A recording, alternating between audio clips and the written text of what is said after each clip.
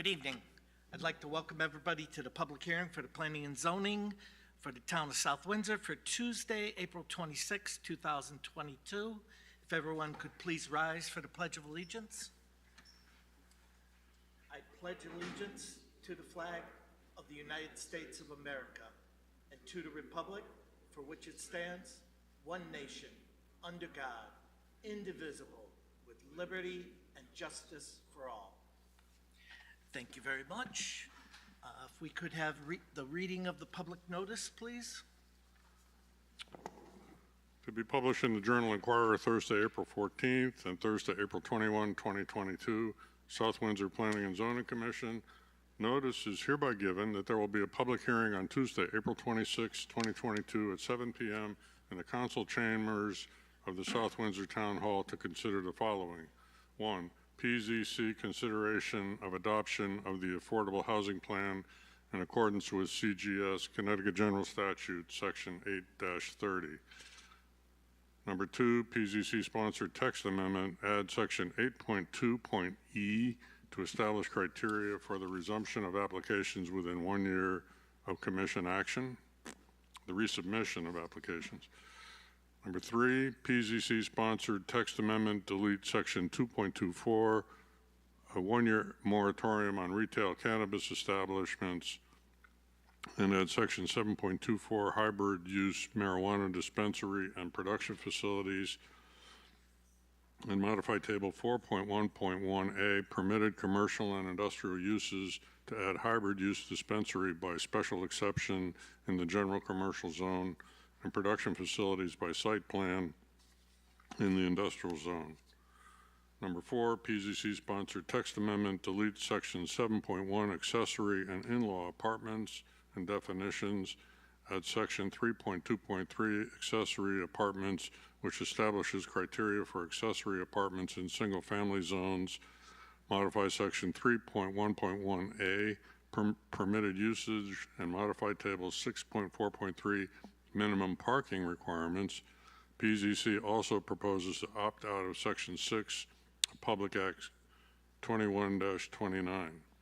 Copies of the application are on file in the office of the town clerk and/or planning department and online at https://www.southwindsor-ct.gov/planning-department/pages/planning and zoning commission applications.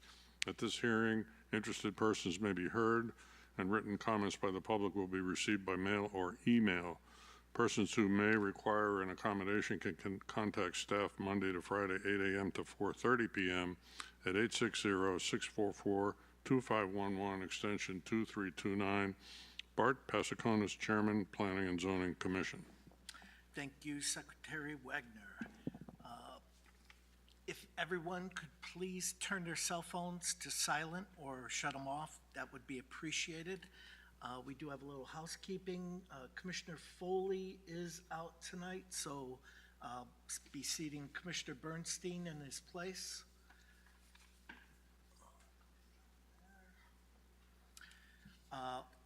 All our public hearings. Oh, I didn't see the empty. Oh, there it is. Okay. So Commissioner Cavagnaro is out too, so we'll see Commissioner Carey for Commissioner Cavagnaro. Thank you for pointing that out. And all our public hearing tonight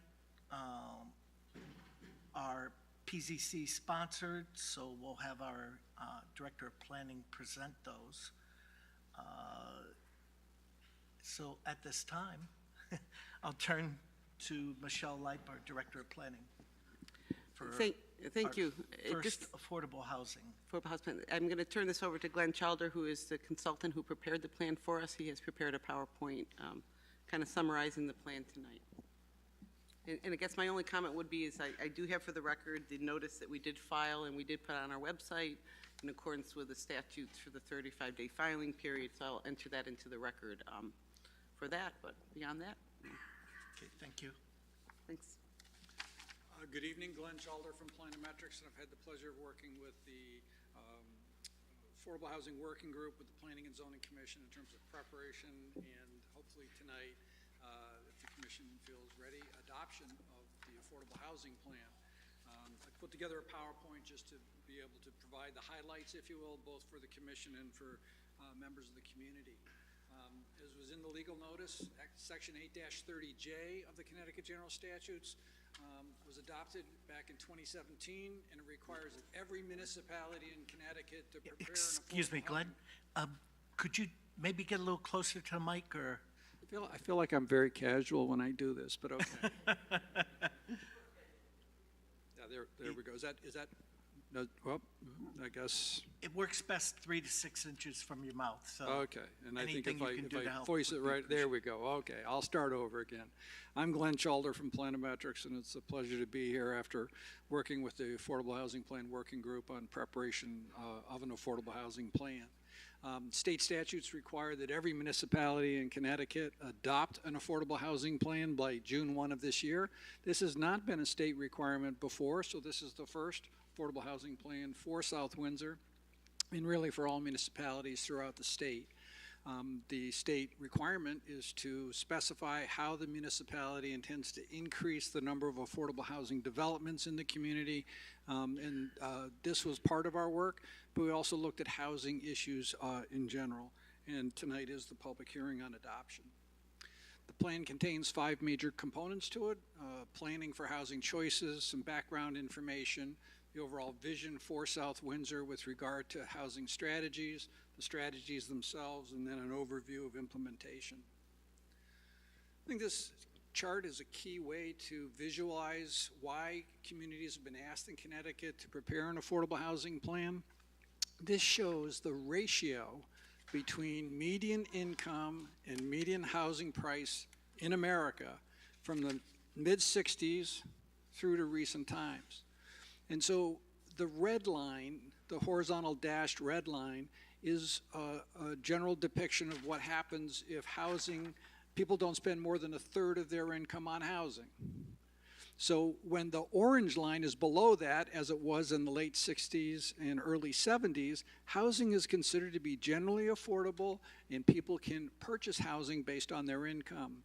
As we look through the late 70s, 80s, into the subprime mortgage crisis in early 2000, and now in recent years, the ratio has increased. So housing prices relative to incomes have spiraled far beyond what many people can afford. And this creates an affordability challenge, and that is why communities are looking at this particular issue.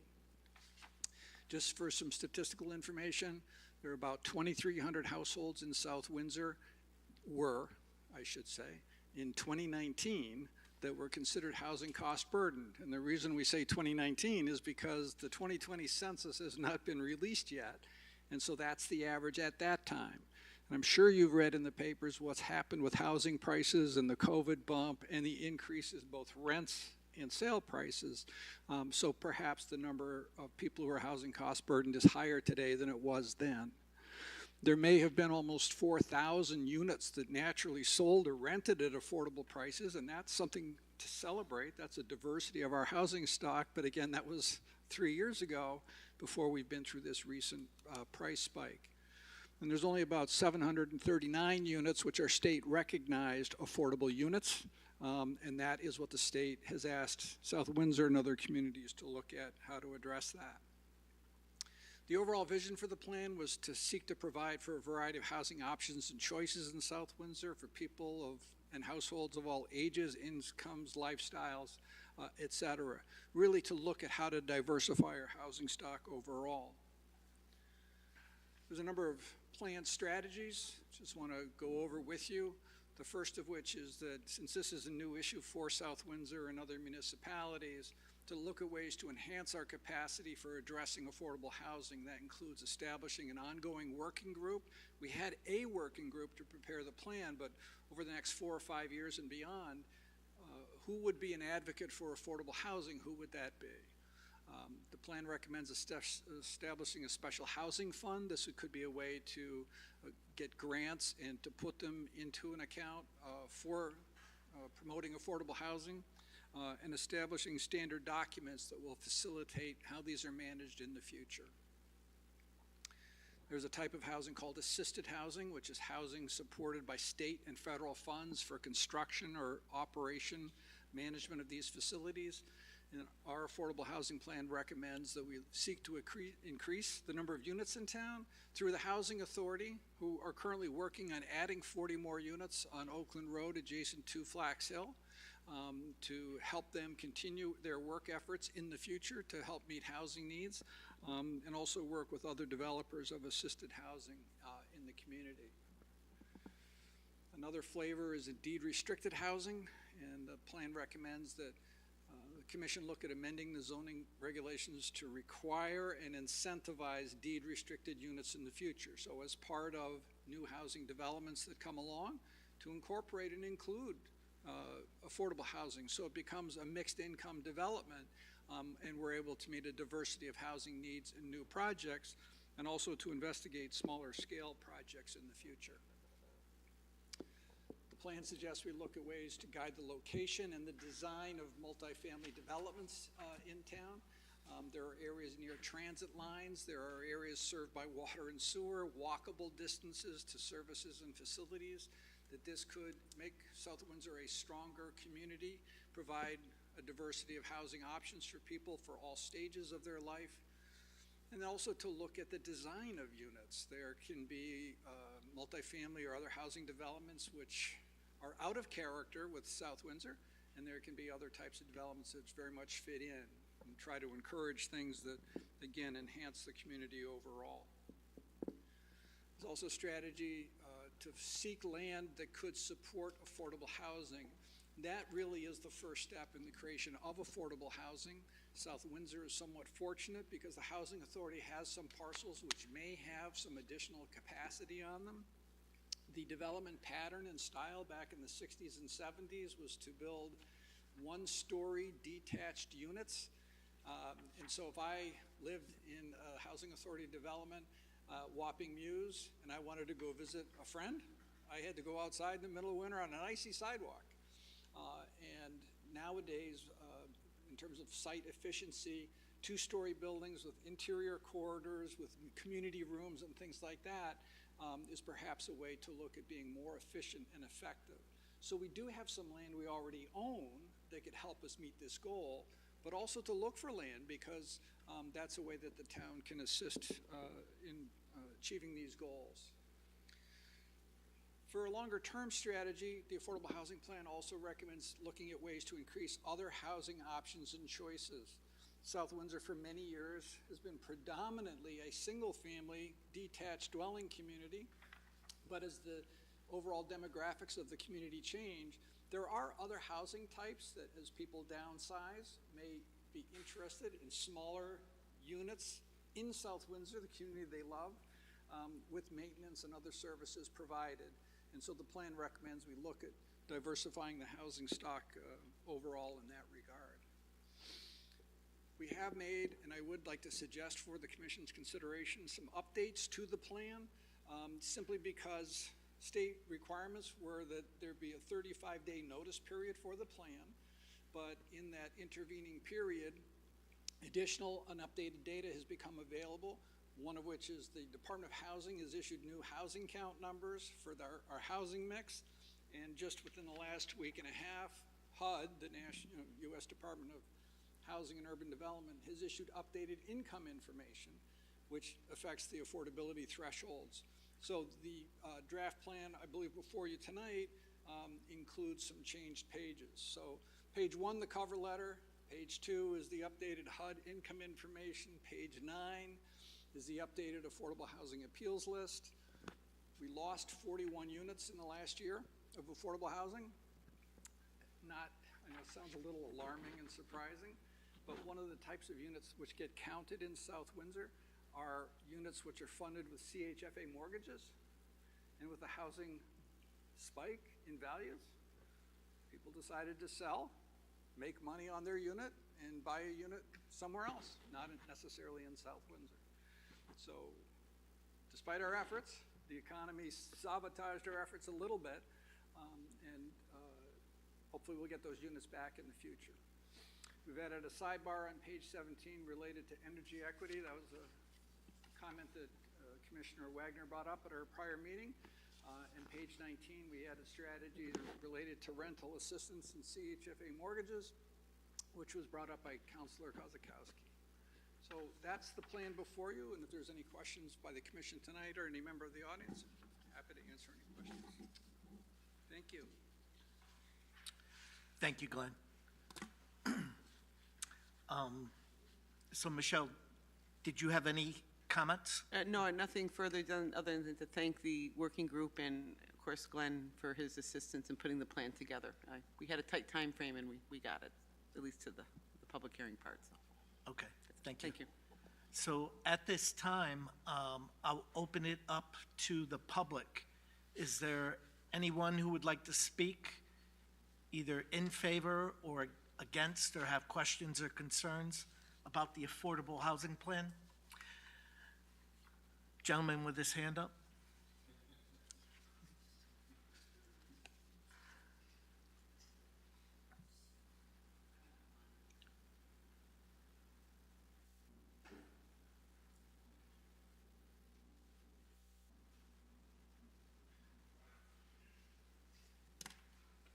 For the record, Peter O'Malley, 35 Peterson Way, right behind the town hall. I have a couple of questions. I read through it, but it's been a little while since I looked through a document. I like the document. A couple of questions. One is, there was a recommendation for, no Glenn, known him for a long time, he's a sharp guy. Recommendation for, should I move this up? Recommendation for 10% affordable, I guess, with every development. Is that the idea? What? That's one of the recommendations, if I recall seeing the slide. And why don't you say all your comments? Okay, and then we'll... Wondering if that is a thought of putting affordable in every future housing development, just what types of developments? Are you talking about all developments? What if we have a very high-end luxury development complex, for example? It's difficult to get an affordable housing unit. You have 7 units or something like that. It's almost impossible to do that. How would you ever do that? Or you have higher density, it's easier to do that, especially when you have a large number. So just curious if you tackled that question on it. That's one thing. And the other thing is, I agree. I saw that the number of, I think we're at 6.8% affordable, which is very, very low. I think we should do something about that. In particular, I think we should concentrate on the young families. That's the kids who graduate from our school system and stay around, work in this area. Hopefully they want to stay here. And also those who go on to more higher level skills and even education, such as college, they can come back. I know my kids, when they came back, they stayed in the area, but there was really nothing available for them in this town unless they wanted a single family home on roughly a half-acre larger lot. Which was out of their range initially. They're both in single-family homes, but they couldn't do that. So affordable housing for young people getting out of high school, trade school, college, and want to stay in the community, what are we doing for them in terms of affordability?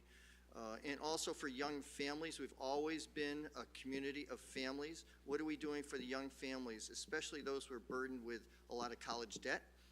And they often choose not to live in single-family homes. What are we doing for families? If you have a family with 2 children, a boy and a girl, you need a 3-bedroom unit. So what are we doing to address that where it's not a single-family detached home on a half-acre lot, of which we're going to have very little because we have very little land for that.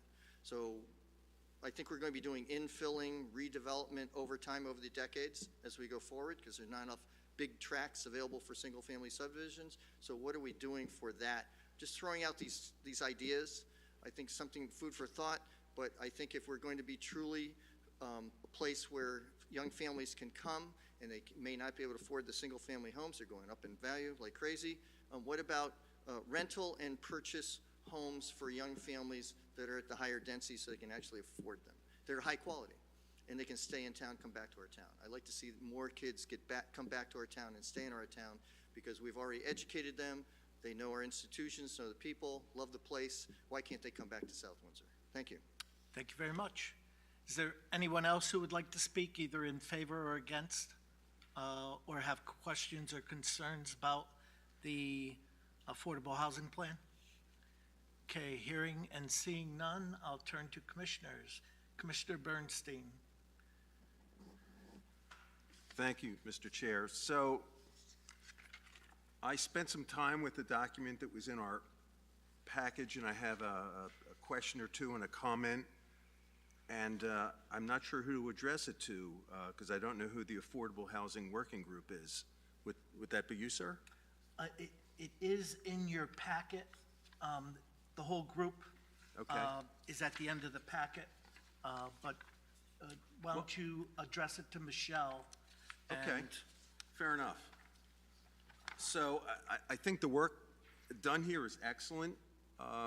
There is a good bit here that is easy to understand and some things that are a little hard to understand. So in the efforts to simplify it, kind of following up a little bit on Mr. Damali's comments. So what I'm seeing in here is that there's approximately 8,200 single-family houses in the town, approximately 1,200 rental, equaling 9,400 housing Paul, units. if you could, while you're referencing a page, just so everybody can follow So along. it would be, you see, there's kind of some conflicting, but page 9 has some of these, actually, I'm sorry, page 6 and 7 is where I'm getting these numbers from. Yeah. I'm just trying to ballpark so I can kind of wrap my head around what we're dealing with here. Because there's an assumption I want to make, and it could be right or it could be way off. So when I look at the tables on those two pages, I'm seeing approximately 8,200 single-family homes, approximately 1,200 rental, totaling 9,400, which sounds right to me because in a lot of the other things I've done and looked at, it seems that this town is about 10,000 households. So if we're 6.8% affordable, that's about 640 of those units, meaning that we need to get 300 more affordable to reach the 10%. Is that math sound right? Am I oversimplifying, or how should I look at this? Or another way to say it, Michelle, before you comment, so if we have 9,400 units and we have to reach 10%, that's 940. So if we're at 6.8, that's 640, meaning we have to get the 300 more. Correct. The only caveat I'll make is it's based on a number we don't know yet. It's based on the 2020 census number, which we don't have yet. So, but your thought process is correct. It's a percentage of the units that you have. Okay, and that's something we can all wrap our head around, and I would guess, and just guessing, that when the 2020 census comes in, it's probably not going to vary wildly in terms of housing Well, units. I think we'll drop a little bit as to what percent we are affordable. Okay. And just like what's represented tonight, we lost 41 units just on a CHFA funding, how someone's choosing to get a mortgage. So those necessarily control. Okay, But I just would caveat the one thing, the housing moratorium that we were able to get, the affordable housing moratorium. Now, that's not based on a percentage like the 6.8%. That's actually a point-based system based on how many units you've acquired over a period of time, giving you the opportunity to show that you're making progress. Right. And it's a certain amount of progress based on a formula. So, that's how we got our 4-year moratorium. We're not at 10%, but we have a 4-year moratorium from an 830G type project.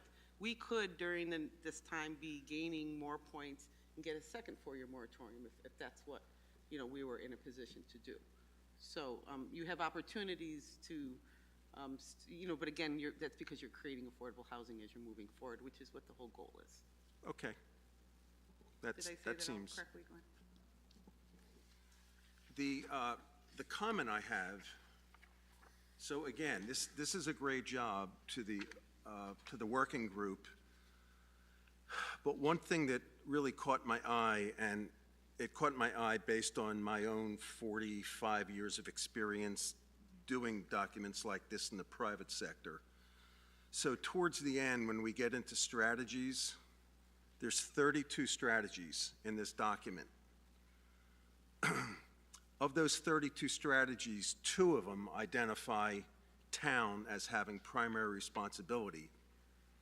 I assume what that means is town staff.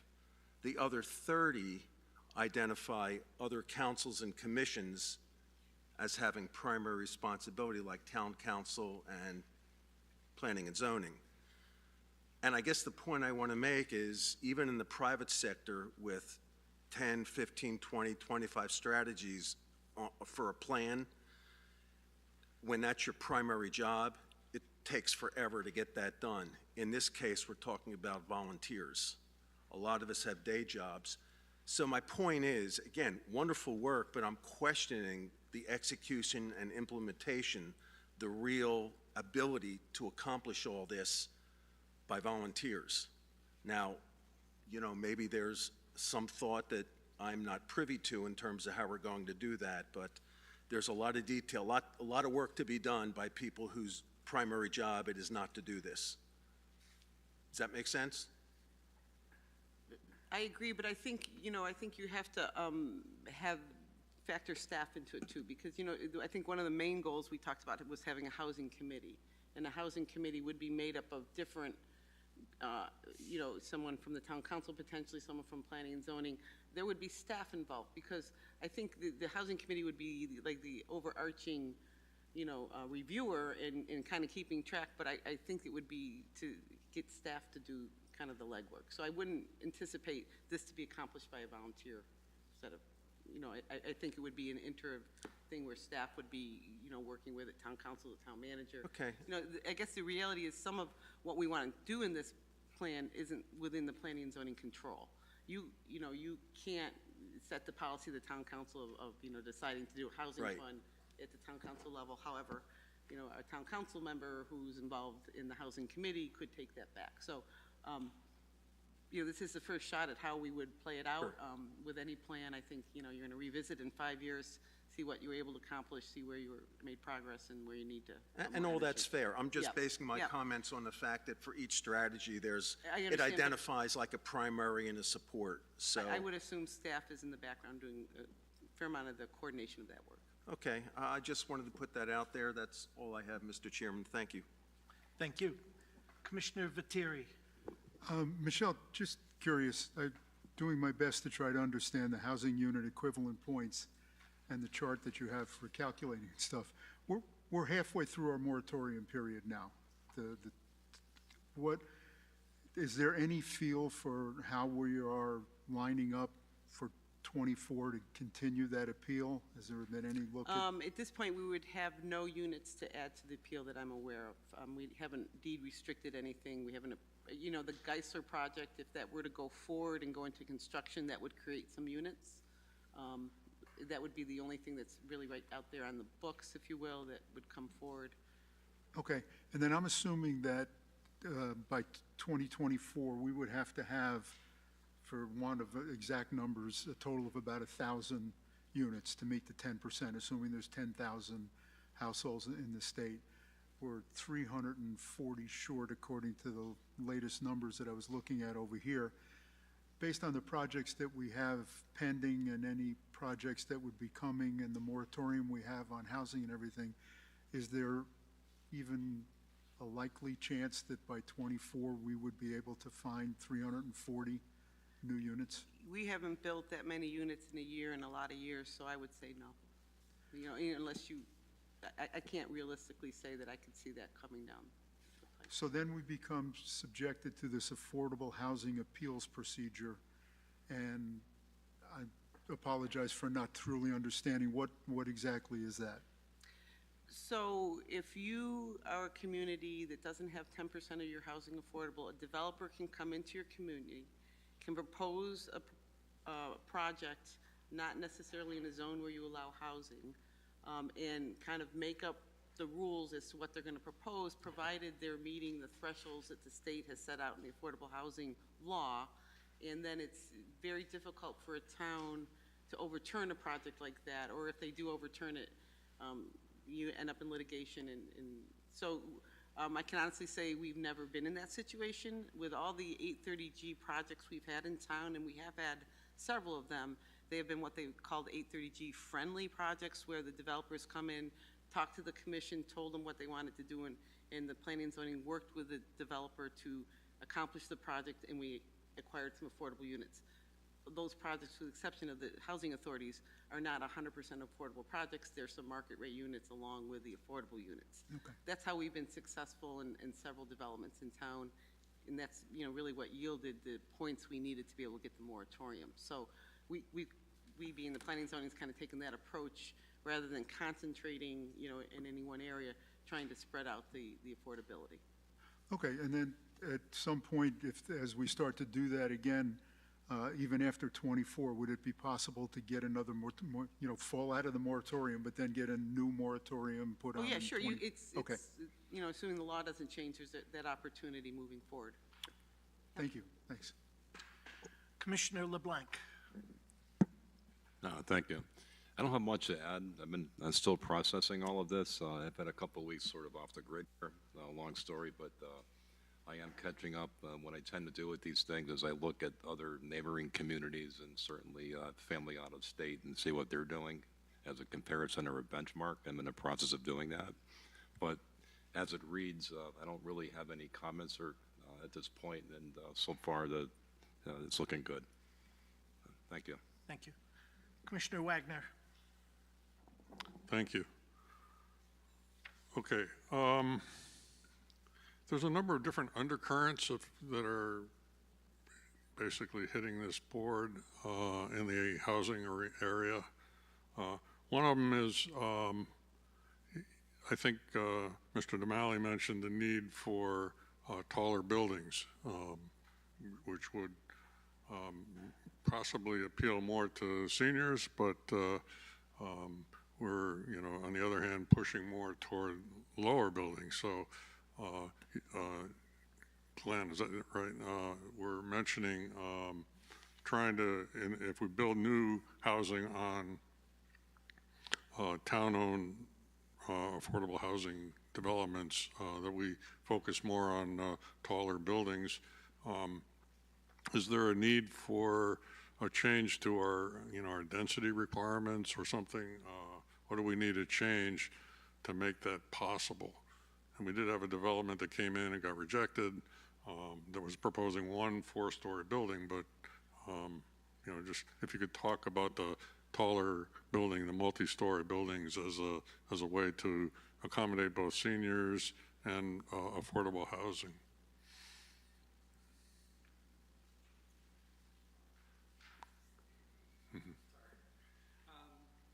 Yeah, I think a couple of things overall. I think my recognition or my discussion about taller buildings had to do with the housing authority sites. Those historically are 1-story buildings, and my thought process really was, could we go to 2? So I wasn't suggesting 4. I think there may be locations in town that the commission might be comfortable at some time in the future with taller buildings, taller than 2 or 2.5 stories. But I think those decisions are up to the commission to consider and ponder as we move ahead. And the plan, I believe, points out the importance of housing affordability as being an issue on the commission's agenda. I think there are ways that the regulations could be tweaked to advance this conversation or discussion, whether it be requiring units in some situations or incentivizing units in other situations, but recognizing the diversity of housing needs. I don't think 10% or the number of points for a housing unit moratorium are our main focus. I think every housing unit that we're able to create meets somebody's housing needs and makes South Windsor a more encompassing and welcoming community. But I don't think building 300 and something units should be our goal. I think a moratorium, if the Housing Authority completes the 40 units next to Flax Hill, that could get us 80 housing unit equivalent points, which is roughly 40% of what we need for a moratorium. So every little bit, I think. Are they proposing 2-story buildings or 1-story? The ones which I showed the aerial photographs of, those are all 1-story buildings. No, I know that with the historical buildings, but the new ones are proposing. What are they going for? Well, I'm sorry, I'm not familiar with the exact plan for Flax Hill, do you know? I think they're in the preliminary planning stages, so I don't know. Don't sit down. No, please, stay. Don't sit down. No, my wife, sit, stand. You don't get off that easy. One of the things that I think we've been trying to do is encourage studios and smaller numbers of bedrooms in developments And yet I hear maybe there's really a need for larger apartments. Are we moving in the wrong direction when we encourage a developer to put in studios and one-bedroom units and limiting them to two-bedroom units? Or are we moving, do we need to change the mix of what we're building in or letting people build in town? I think the way the statutes are set up is that the developer has an opportunity under an 830G, as Michelle described, to configure their development based on where they think the market is. And then the statutory requirement is that there needs to be a percentage of those units which are affordable. And the percentage needs to be fairly split amongst studios, one bedroom, two bedroom, what the developer proposes. So it's kind of rare that sometimes commissions say, the average number of bedrooms should be 2 bedrooms, or they would sort of address that. But the market's fickle. It can change quite a bit in terms of where the housing demand is. Peter DeMalley hinted at it a little bit. The demographics have changed so much over the years. And, some of us were sort of growing up, the typical household size was 3, 4, and 5 people living in a household. Nowadays, 60 to 70% of the housing units in South Windsor are occupied by 1 or 2 people. So that really points to the need for studios and one bedrooms being perhaps the sweet spot in the market. We do need units with 2 bedrooms and maybe even 3 for growing families who are also having affordability issues. But we don't always get to dictate what a affordable housing developer would do.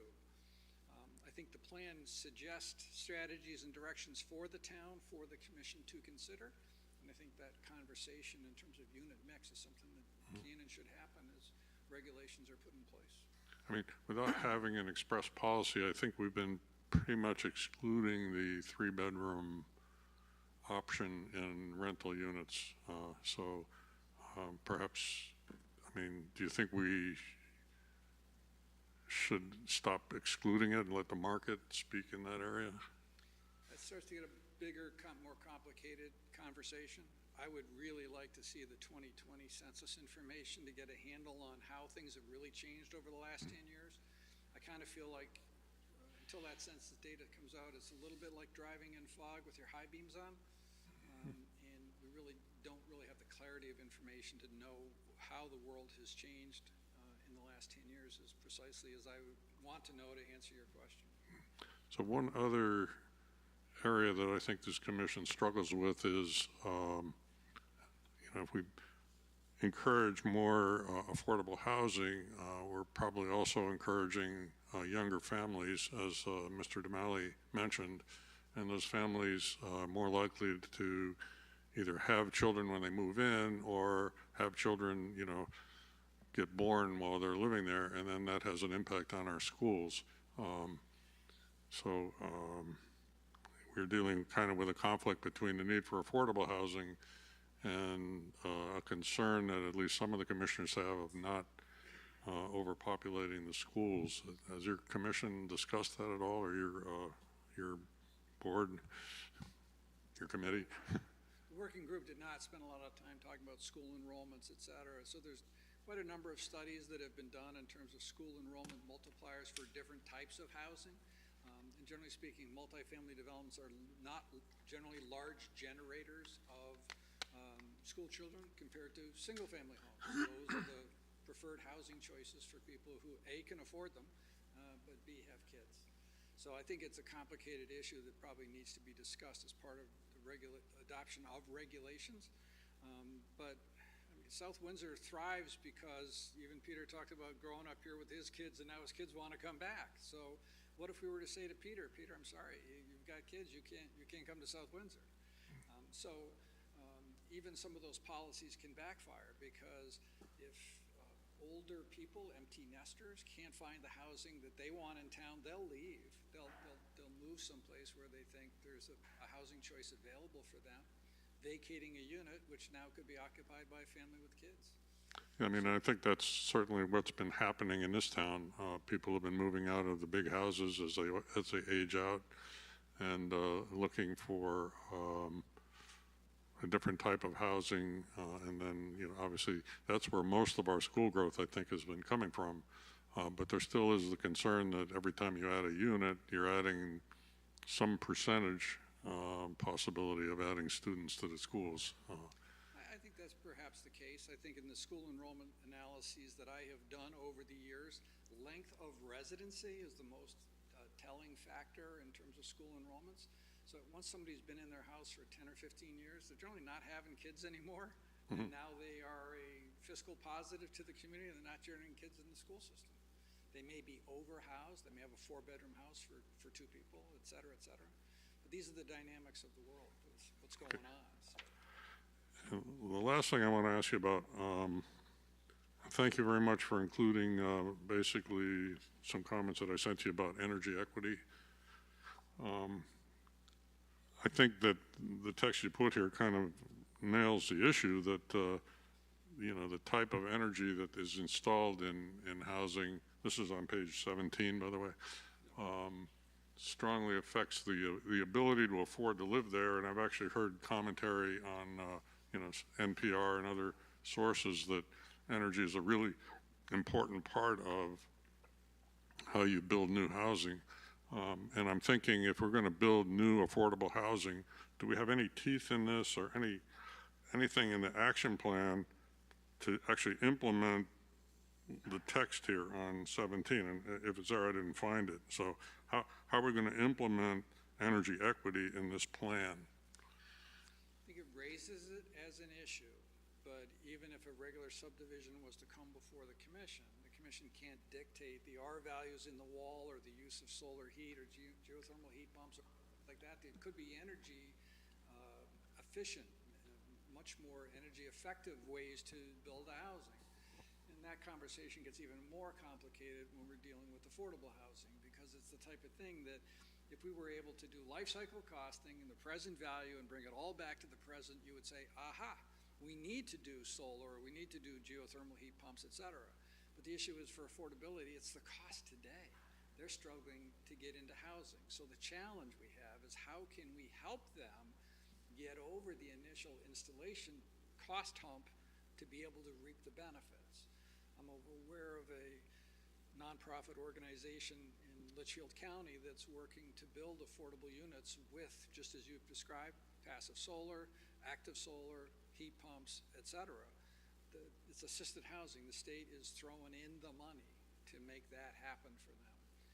But it's hard because it's a cost-benefit relationship. And there's really no clear source of money for that yet. So it is a challenge, and I hope it's something that we can work on. And I was pleased to be able to put this in the plan from you bringing it up, that we can now start to talk about that and think about how to make that work here in South Windsor. I should tell you that the Energy Committee has been drafting a memo to this board for months, and every time something new comes up at the state level, we go back and think about our draft, and yet we're not ready to send it.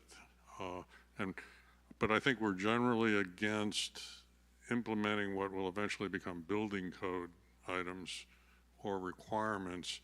However, if we think about municipal affordable housing developments like the developments we have, and the ways in which you can make these kind of energy features cash flow neutral, I think that we ought to have a little stronger language in here, at least related to things that are built on, you know, municipal housing authority type of sites. So I'd like to see another strategy in here to deal with at least what we can do for the housing that the municipality is building.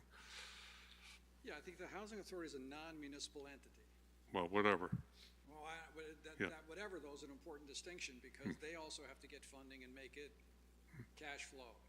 But I do think that one of the things the commission could add to the sidebar on 17 is to, as part of adoption of new regulations, consider incentives in density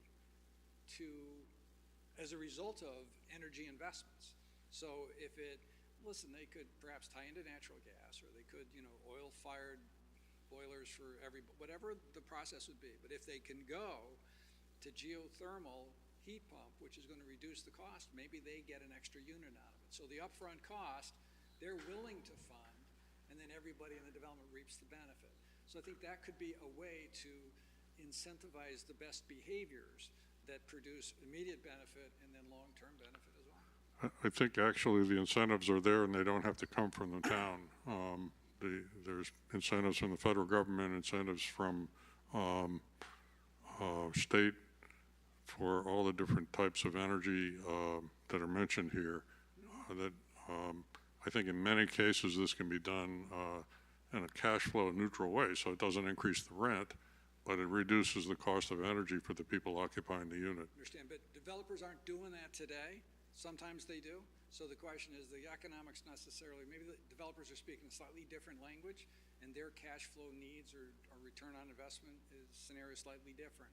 So if the end result is let's make this happen, then the commission could consider that. We're not going to adopt that regulation today, but I think we could perhaps plant the seed for continuing this conversation so that when we finally get the memo, that we'll be prepared to react to it.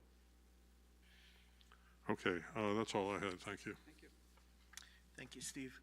Commissioner Dexter. Well, just as a proud member of the working group, I do want to give my appreciation to Michelle for her leadership and to Glenn for his guidance in putting the plan together. It was well thought through and took a lot of man hours. So I appreciate everybody's help. Steve, you know what? I think you're right on a lot of ways. And this is only a 5-year plan. And that we know 5 years goes by like this. So these kind of energy things and other things we're talking about could just be the basis for the next revision. And maybe the state and other, areas will have some funding and ideas of their own to get us there. So I think let's keep that in mind. And I think just from being in all those meetings, we all walked away saying we wanted to get to our goal by making little chunks to get there. In other words, the 10%. Maybe it's the housing fund, or some of the other strategies you can read and pluck out some of the ideas, rather than one big 4-story unit that gets us there overnight.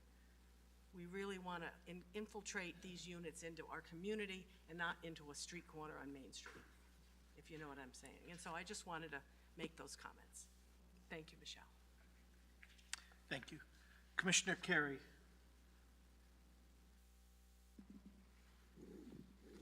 I just think you did a really nice job. One of the things I'm just wondering about is with what's happening, both with the interest rates in the country and with housing costs and the way they're, even in our town or in rents, how that's going to impact all these numbers. I would think that, it could make those housing units that we have right now that meet the plan maybe not needed anymore. I don't know how that works. So something we'd have to take a hard look at. But nice job. Okay. Did we have any letters to read into the record? The only thing, we do have a town council resolution that we would want to make sure we enter into the record. I think that was sent out to all the commissioners. Steve, would you read that into the record?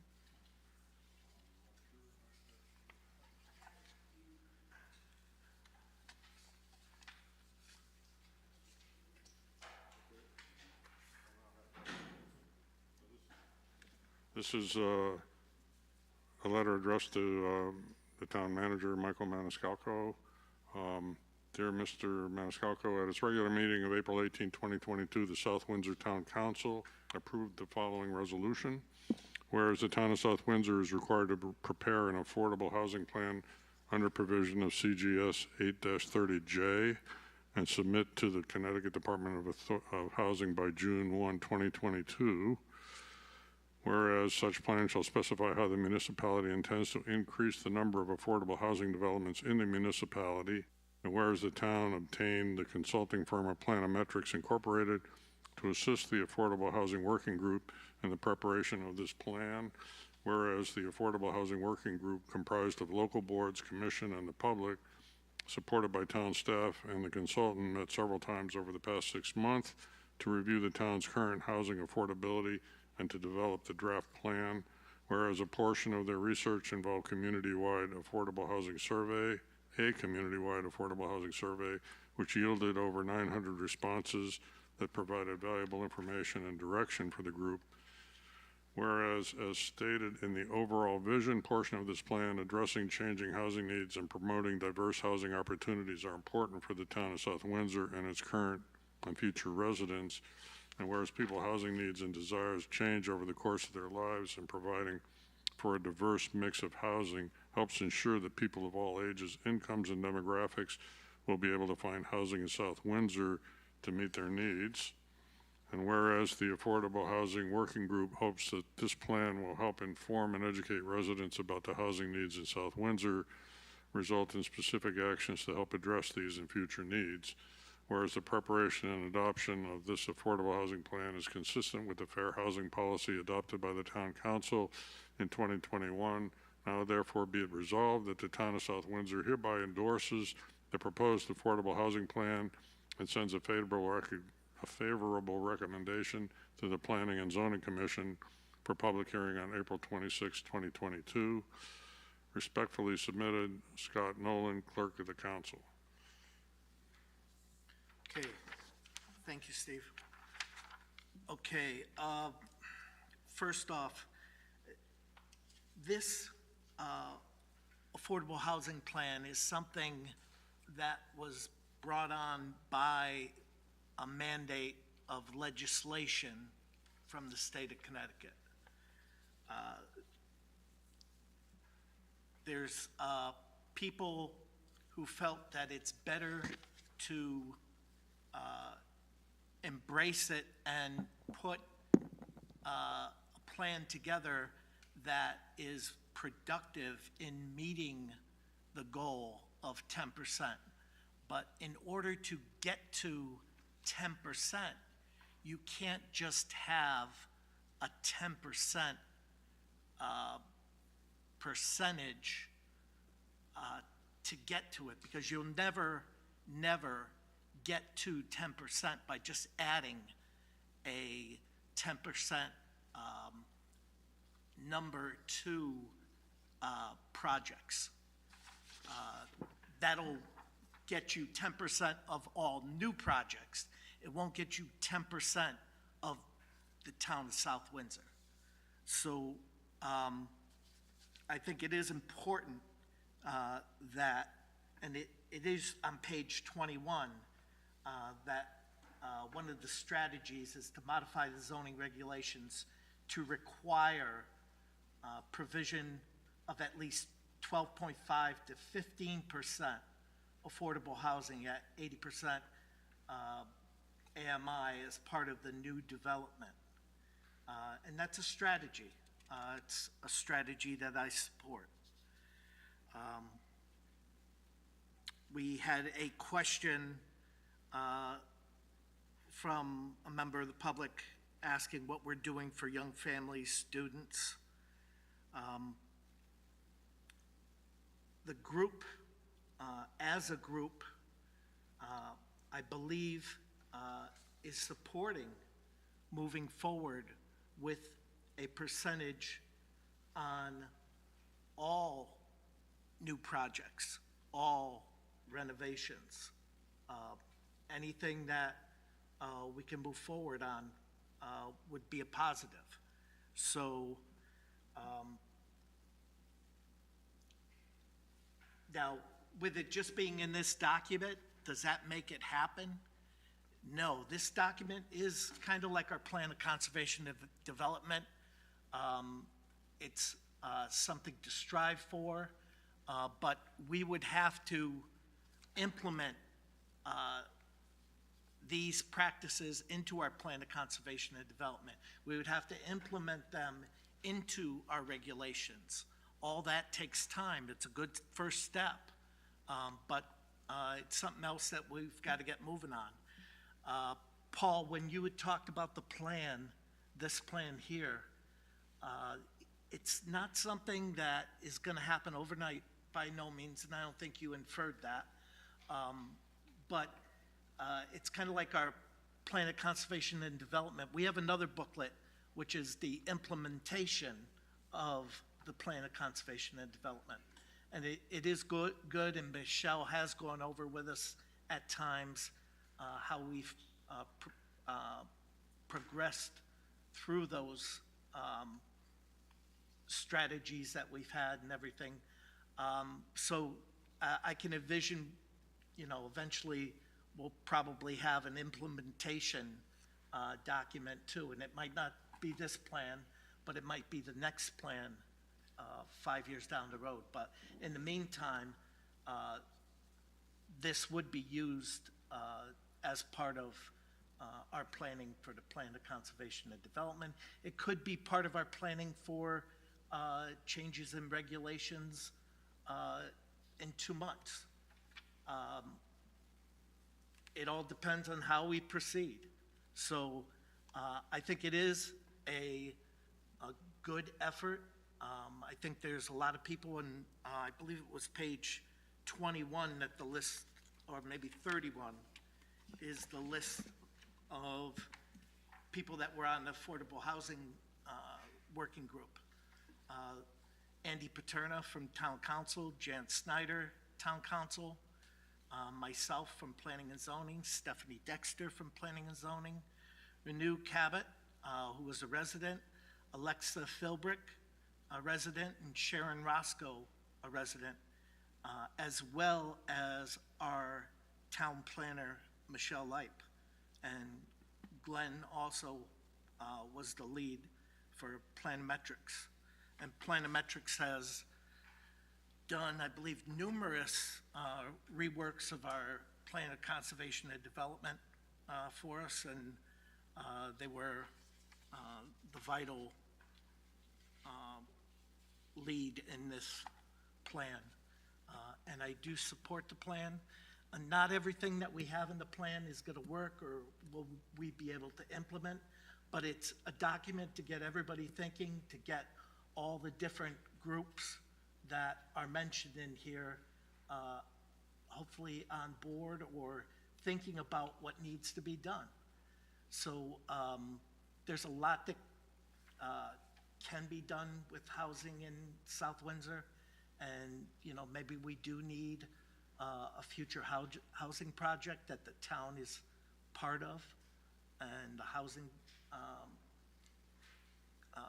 group is part of that. So I think it's a step in the right direction, and I think it's a step we should take as soon as possible.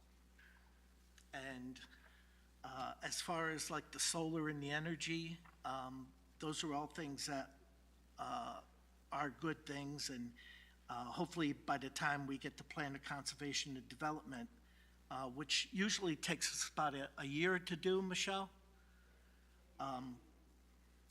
we've got some ways to work that stuff into there and make it effective and put some teeth in it too. So that concludes my comments. Michelle, is there any reason to keep the public hearing open? No. Commissioners, any reason? Glenn, any last comments? Mr. Chairman, I think I've made a notation of the comments that we could change, that we could make to page 17, but I think other than that, I think no additional changes would be needed. Okay, and that'll all be done in our deliberations. So at this time, we'll close the public hearing at 8 p.m. and we'll move on to our next item on our agenda, which is the PZC-sponsored text amendment, adding section 8.2.E to establish criteria for the resubmission of applications. I'll turn to our Director of Planning, Michelle Leip. Thank you. So this is a request for an amendment to section 8.2E. I'm just going to go ahead and read the wording being proposed. It says, no application previously acted on by the commission may be resubmitted within 1 year of said action unless based on facts presented in writing that a material change in the situation justifies a new hearing. This provision does not apply to applications that are withdrawn by the applicant prior to action by the commission.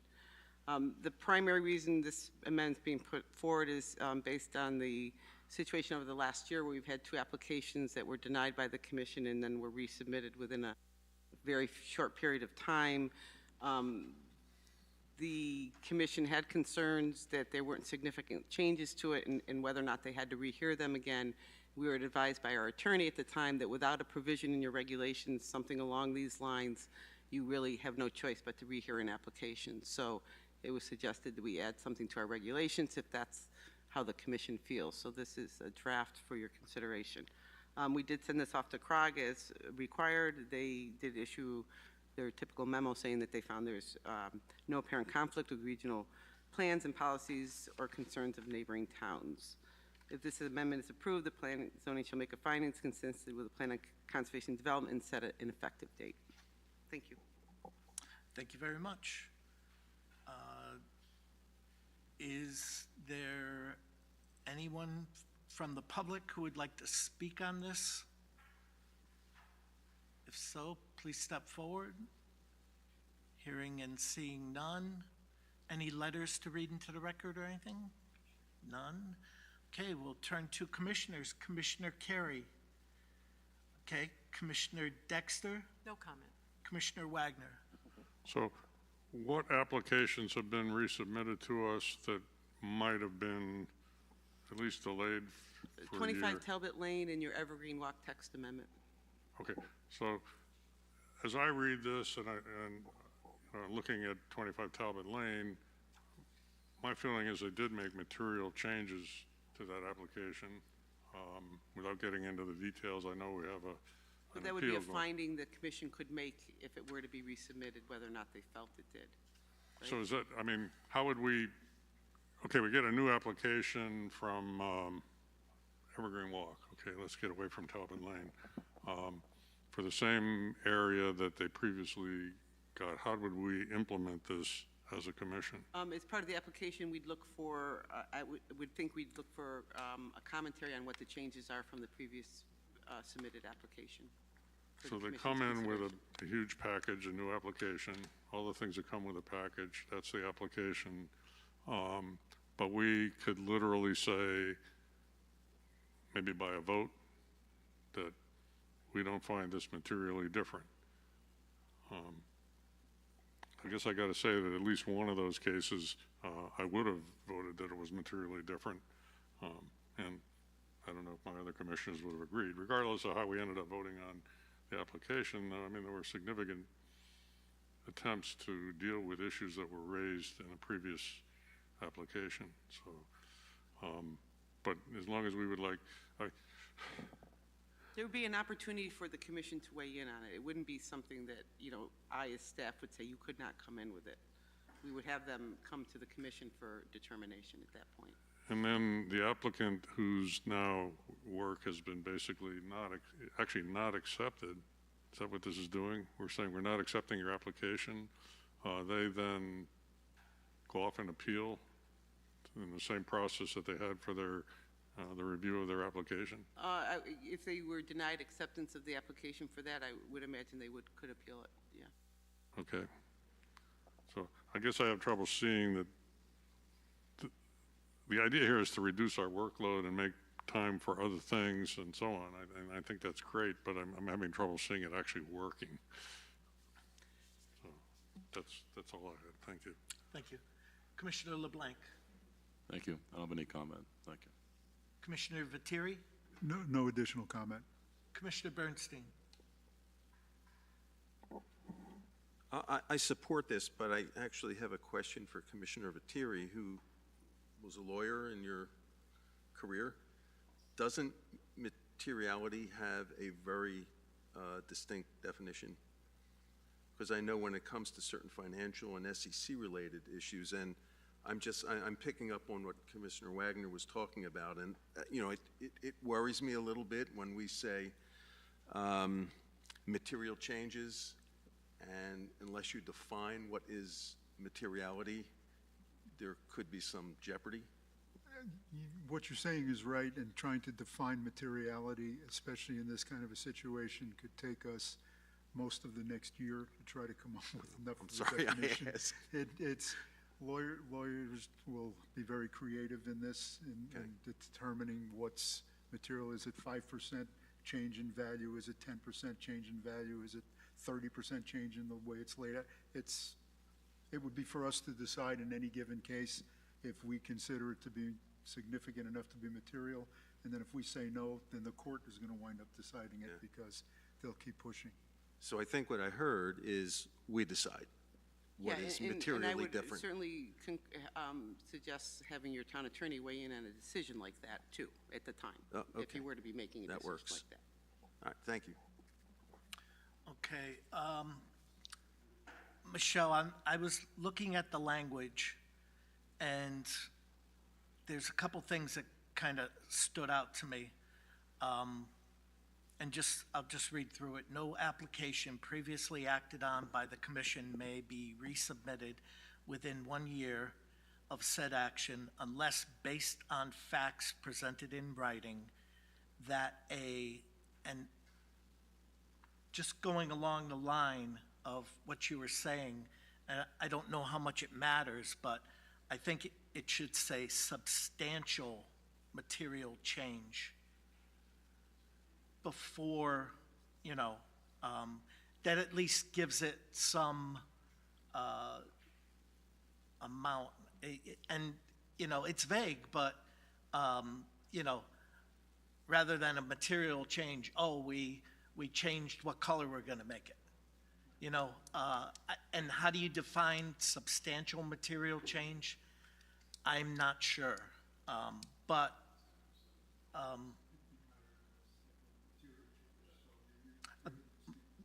if you don't mind. I'm sorry, it would be higher than a material change. To say a substantial material change, you are adding something to it that gives it a little bit more definability. So I think you're taking a step in the right direction. Okay. And I'll go on. So substantial material change and I just put parentheses around situation justifies a new hearing. Situation's pretty vague, and I was thinking application that's a instead of better word. situation. I agree. We'll put application there. Okay. Other than that, I didn't have anything else.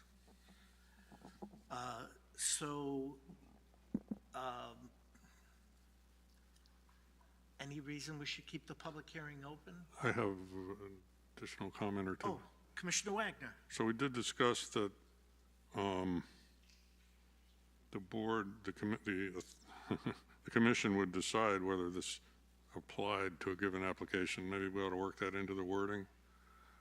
How are we deciding this? How is this decided? And then I guess I'd ask, do we know of other towns that have a similar provision and how it has actually worked for them? I know that other towns have provisions. I don't know the answer to how it's worked, but I know a lot of our inland wetlands, for example, has it in their regulations. There's a lot of regulations that have that wording. I don't know the answer to that, though. I mean, I can think the most common thing that would happen is somehow or other we reject an application for reasons that we believe are good, and then the second application addresses those reasons. I don't see how that could not be considered a material change.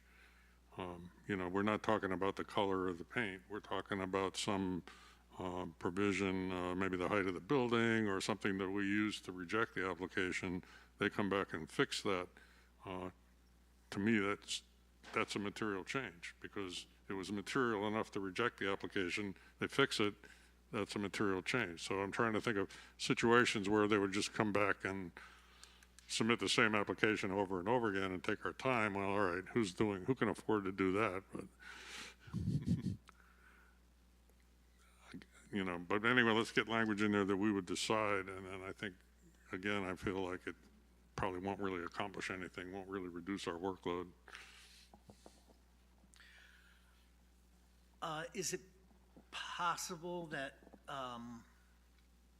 we can have a definition for substantial material change of, say, like at least 10% of a building, or I don't know how to define it. Was there any conversation with legal about that? Yeah, why don't let's keep the hearing open, and let me see what I can find out for you on it, if there Okay. is something that you want to add to it. I don't want to put a percentage in, because you don't know what the circumstances is for the reason you denied it in the first place. I mean, Right. it could be a landscaping, you know what I mean? I think that, let me do a little bit more. You know, the good thing about text amendments that you're sponsoring yourself is there's no timetable associated with them. We don't have to close the hearing within 35 days or any of that kind of stuff. So let me do a little research on it. I won't be able to get you anything before May 10th, which is your next meeting, so maybe we could look to May 24th to try to take this up again, Okay. if that's okay with. Do I need a motion to continue? You probably keep the hearing open on this particular item for a little bit more research would be Yeah. appropriate. Okay. So, Move we continue the hearing indefinitely. okay, we have a motion. Do we have a second? We have a motion and a second. Any discussion? All those in favor of the motion say aye. Aye. Those opposed? Motion passes unanimously.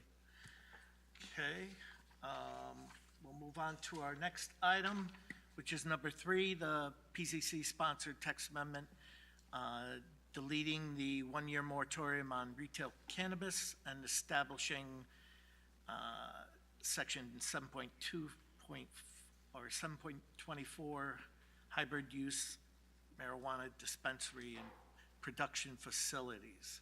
And again, I'll turn to our Director of Planning, Michelle Light. Okay.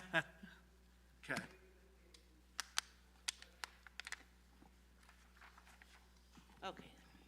So this is a proposal to delete section 2.24, which was a one-year moratorium on retail cannabis establishments that was adopted by this commission December of 2021.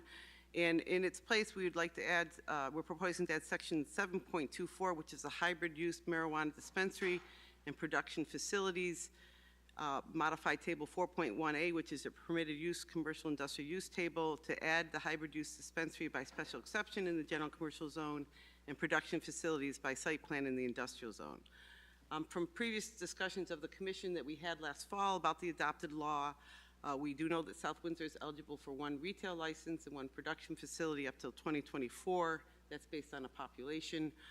At the discussion last fall, we did discuss the idea of having retail sales through hybrid use facilities where marijuana medicinal facility would also do the retail cannabis sales. And since that time, you have approved Prime Wellness for that particular use, which kind of takes up our our one allowable retail sale.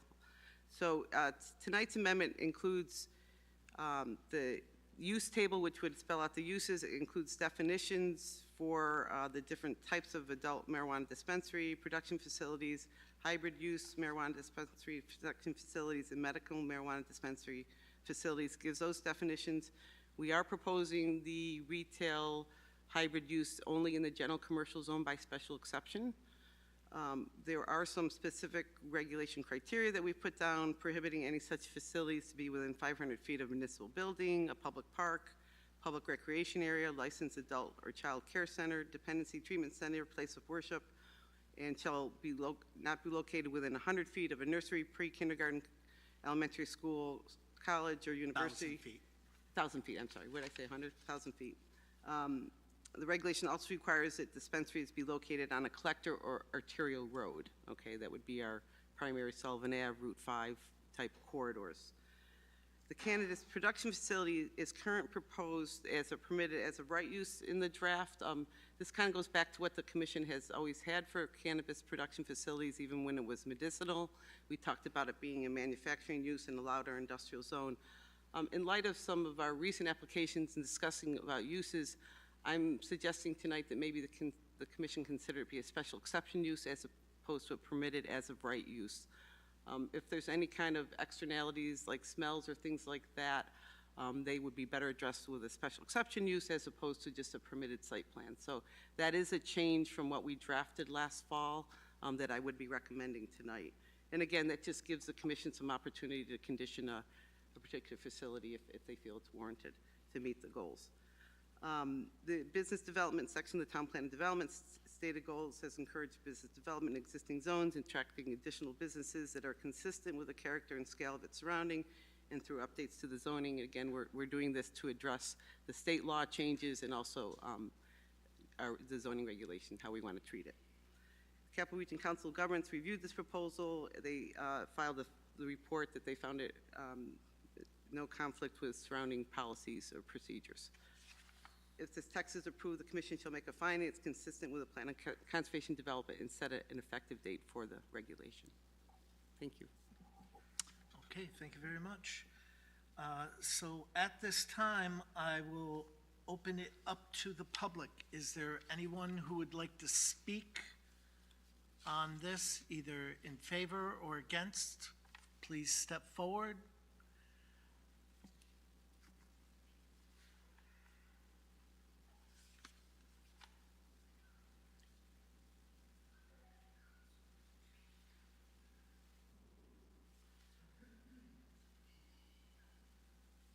For the record, Peter Malley, President of Design Professionals, 21 Jeffrey Drive here in South Windsor. I'm here on behalf of Wellflowers Farm, which is a over 50-acre farm on Strong Road and Pierce Road, behind Post Road Stages. It's been in the Collins family for over 100 years? Over 150 years. Bruce Snow, who's one of my clients, here also with Bernard Thomas. Bruce is a part of the Collins family. His mother was a Collins, and he resides in the Collins house, historic house on Strong Road, right next to Post Road Stages. Bernard Thomas and he are lifelong residents of this town. They continue to reside in this town. Went through the South Windsor school system and have this farming operation. The farm right now, which I indicate is over 50 acres, they've harvested timber there. They have hay there now. They also have been growing hemp for acres of hemp of late. So I'd like to discuss with you changes that we'd like. Generally, I like to support this, but I think you should make some modifications. And it's primarily to support farming in this town. Although I have no objection to production facilities, which is growing, and all the other production attributes that are in the statute, that's not a problem. We just want to add into that that on a farm of 50 acres or more, under certain circumstances, as special exception use, and I'm picking up on what Michelle just indicated, we're recommending, and I have a draft modifications so I'd like to circulate. And in that, it would be by special exception on a farm of 50 acres or more with certain conditions that you allow to apply for special exception use to grow marijuana for medical and adult cannabis use in a greenhouse, which is secure, has to be secure under the statutes anyways. You never get a license from the state unless you can. So be secure with alarms and all that type of stuff. So on a farm that's far away from any houses, far away from any streets, in the back of a farm, to support agriculture in this community. I think that's important. And I will be submitting some support items as well. I have copies for you of that. I'd like to first start with, and I've given, excuse me, be careful about that. I get Bart upset with me. Don't want to do that. He's a good guy. Okay, so we got, I've given to Michelle a copy of what I downloaded this afternoon around 3 o'clock, which is the current, as we found it online, the current regulations from the state. They may not be the full regulations. They probably aren't. But this is what's available online from the state of Connecticut for the cannabis licensing system that they have established. And it addresses, there are 3 different sections in that. One is adult use cannabis cultivator license. That's for if you have 15,000 square feet or more under cultivation. It's got to be in a building. It was not designed to be open fields and farms. The second thing is for the microcultivator license, which is under, initially between 2,000 and 10,000 square feet for their small operations, again, in a building. The third item is just a general review of the definitions. There's pages 5 and 6. For example, what a producer is. And a producer, they indicate in there, no additional licenses are going to be granted. It's only for growing for medicinal purposes. But they say you can apply for maybe adult at some point. But you might want to take a look at some of those definitions in there.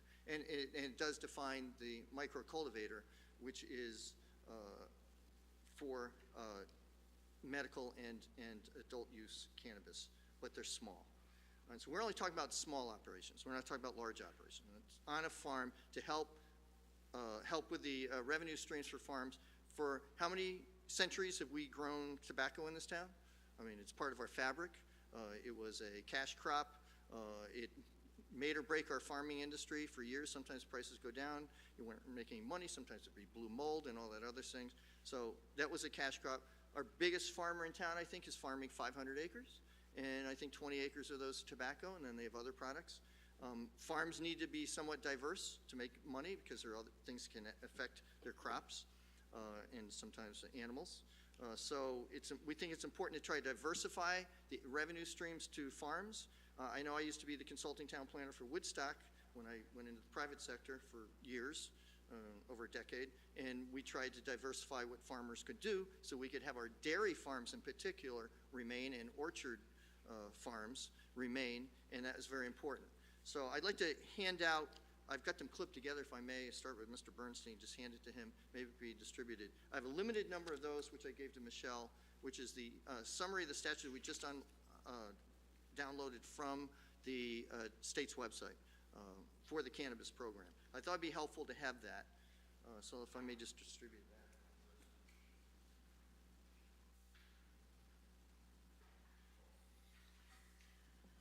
I have some letters of support, and I guess you'll probably prefer to read them, or do you want me to read them in? I'll do that at the end of my presentation, but if you'd like that, I can read them in, or just give them to you and you can read them in. Yeah, how many letters do you have? Two letters. By all means, read them. Okay, I'll do that at the end. And then we also have circulated a support list. People have signed a statement, I guess you'd call it a petition in favor of approximately 130 names of people, primarily South Windsor residents, many of whom live near the Wellflower Farm behind Post Road Stages and Pierce Road. So I'll deal with that.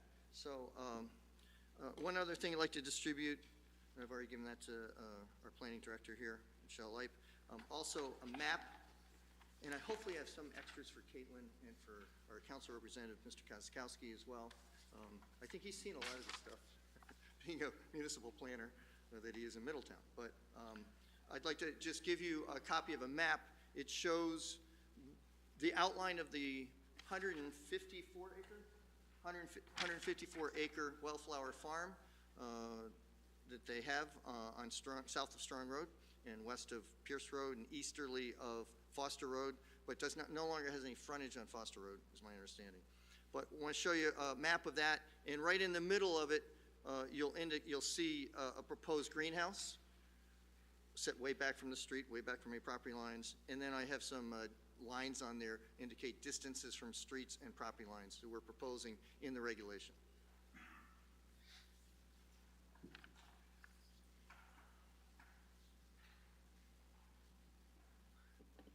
And I'll distribute the proposed amendment in a minute. I'd just like to go through it with you, just to modify what you've already done. Just want to build on that. It's what you have is well done. We just want to modify it in a couple of places. And it's on today's date.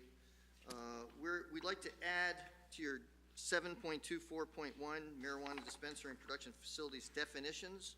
I'd like to add the definition for microcultivator, which I've been alluding to, which is this state statute, and they regulate it. There's a license for that, Department of Consumer Protection. But it reads, a person is licensed to engage in the cultivation, growing, and propagation of the cannabis plant. Do you have that to hand out? Yes, I do. Okay, why don't you hand that out first? Okay.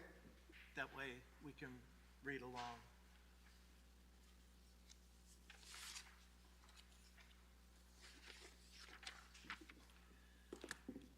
All right, so what I just handed out, which you will have, is proposed modification to what you've gone to hearing. So if you look at the top of page 2, and everything I have proposed changes are in red. So if you look at the top of page 2, which is under section 7.24.1, your definition section, I've added microcultivator.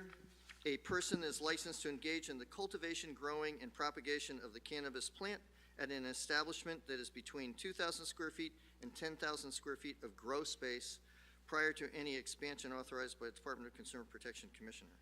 And that's from the statute or the regulations that have been adopted by the state. And the other thing is on section 7.24.2, the end of the whole section, which addresses adult use and or medical marijuana production facility.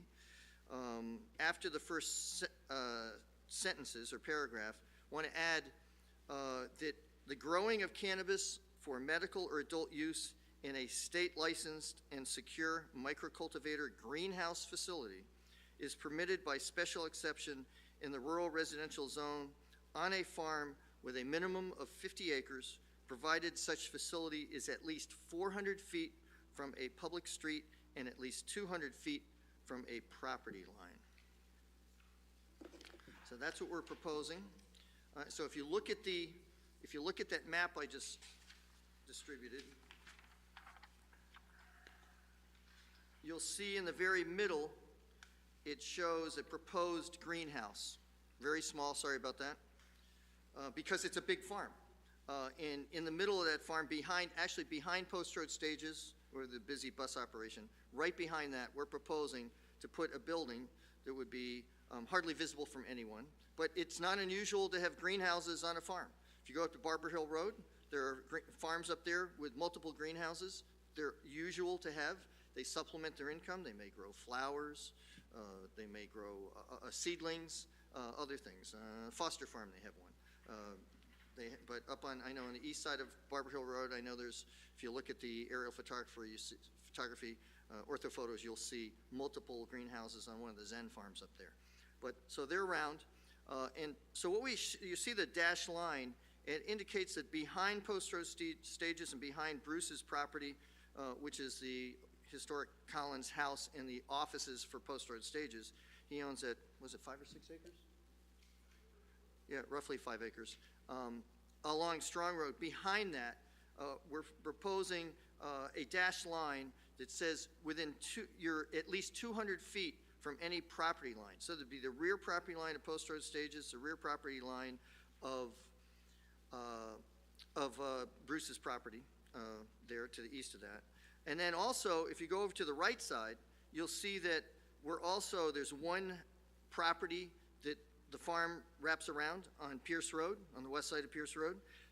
We're proposing 200 feet back from that rear property line would be an area where we could potentially apply for a location of a greenhouse. And also to the rear of the property, it would also be 200 feet from the rear property line. So we'd create a box, a rectangle, where it would be allowed.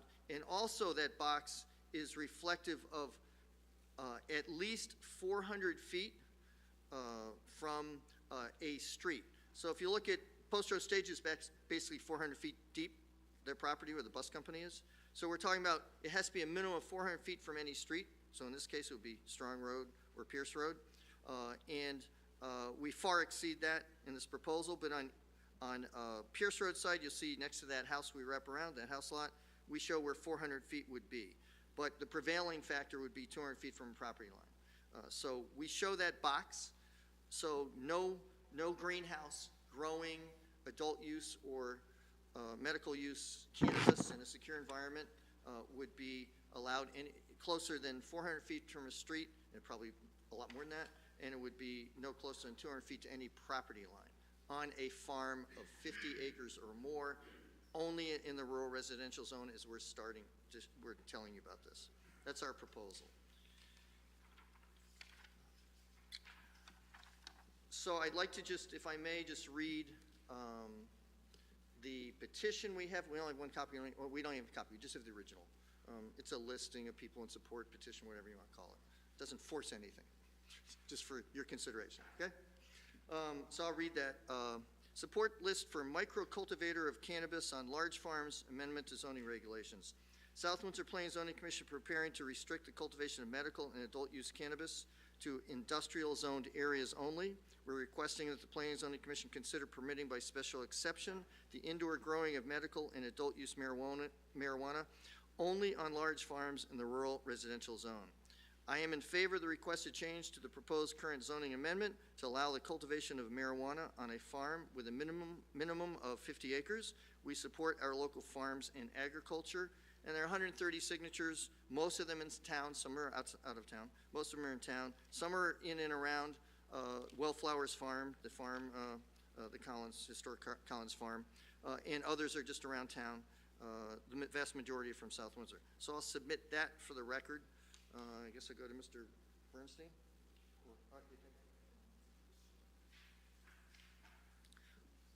And then I'll read 2 letters of support, and I'll hand those in as well. Would you like me to hand them in right now? Please. Okay, I'll do that right now, and then I'll read them.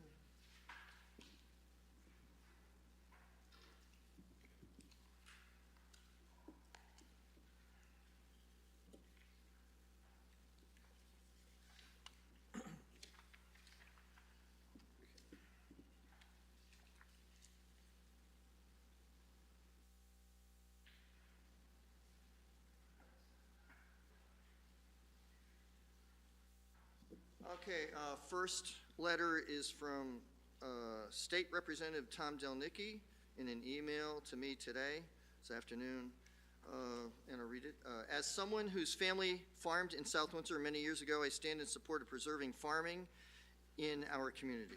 I'm concerned about the location of certain farming being in industrial zoned areas. The regulations as proposed do not allow production or grow facilities in any zone other than the industrial zone. From a best use and economic development standpoint, it makes no sense to utilize industrial zoned areas for anything other than industrial use. Bernard Thomas and Bruce Snow, South Windsor natives and local farmers, would like to be able to grow cannabis for medical and adult use in a secure greenhouse on their 54-acre farm. I stand in support of indoor micro-farming on 50-acre or more with proper protections and security. And again, it's from State Representative Tom Delnicki, which has been handed out.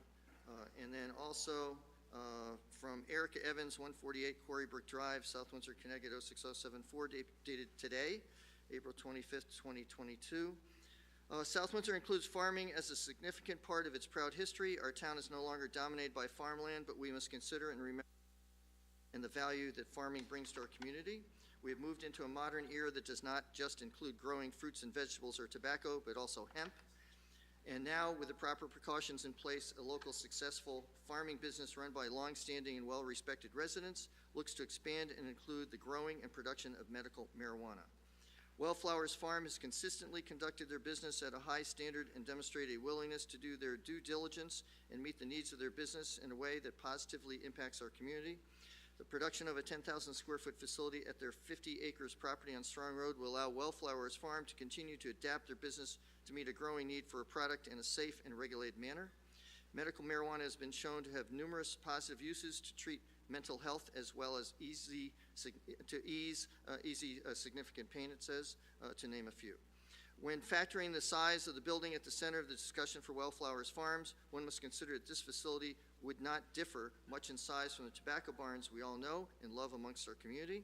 A building of comparable size would be an addition to a farming property that would allow a local business to grow in a healthy and meaningful way for our town while at the same time providing needed revenue. The growth of this business will bring new jobs and additional tax revenue to the town of South Windsor.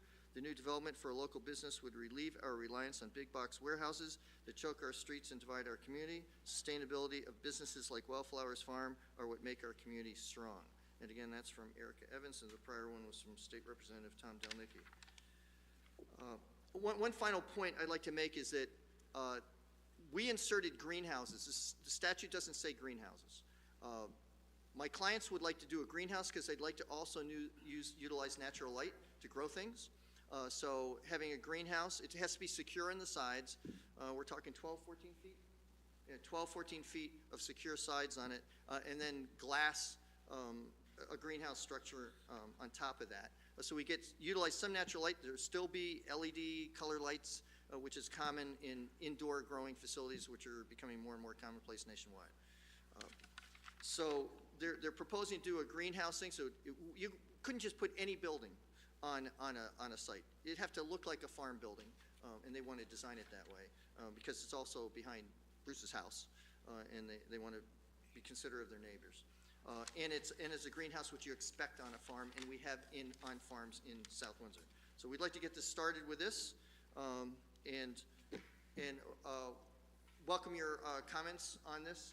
But we're hopeful that you have an opportunity to review this as an addition to what you've already proposed, and also look at the statutory definitions of producer and stuff, what it means. Is that the definition you really want, even in the industrial zone for that matter? What do you want to have here? Because there's a lot of different aspects to that, production facilities. So we thank you for your consideration of this, and I know there are other people who would like to speak. Okay, thank you very much. And just as part of your list, I counted like 48 names from South Windsor, the rest being from surrounding communities. Okay, fine, thank you. Okay. Okay, is there anyone else who would like to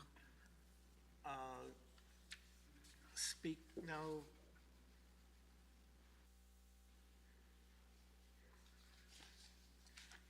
Yes, hello, good evening. I'm Bruce Snow, and I am the current owner of Old Flowers, or the Old Collins Farm. Okay.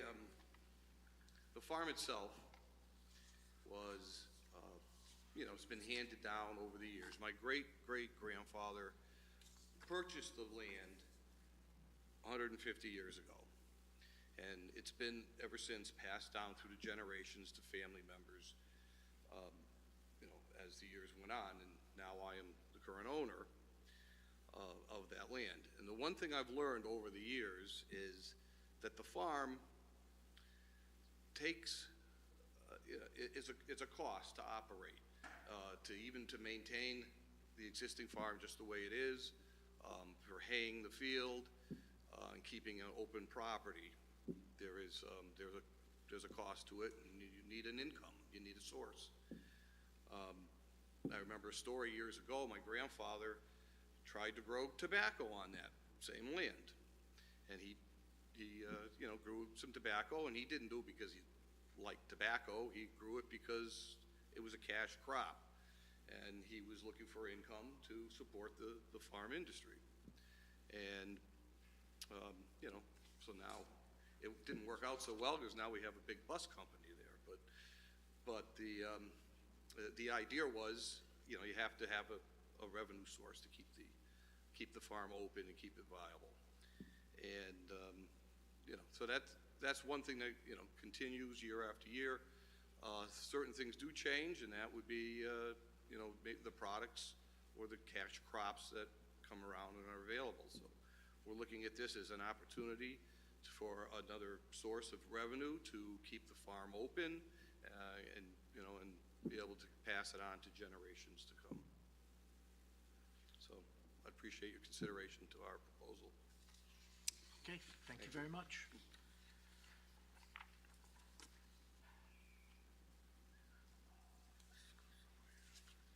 Good evening, and thank you for the opportunity to be able to speak to you all.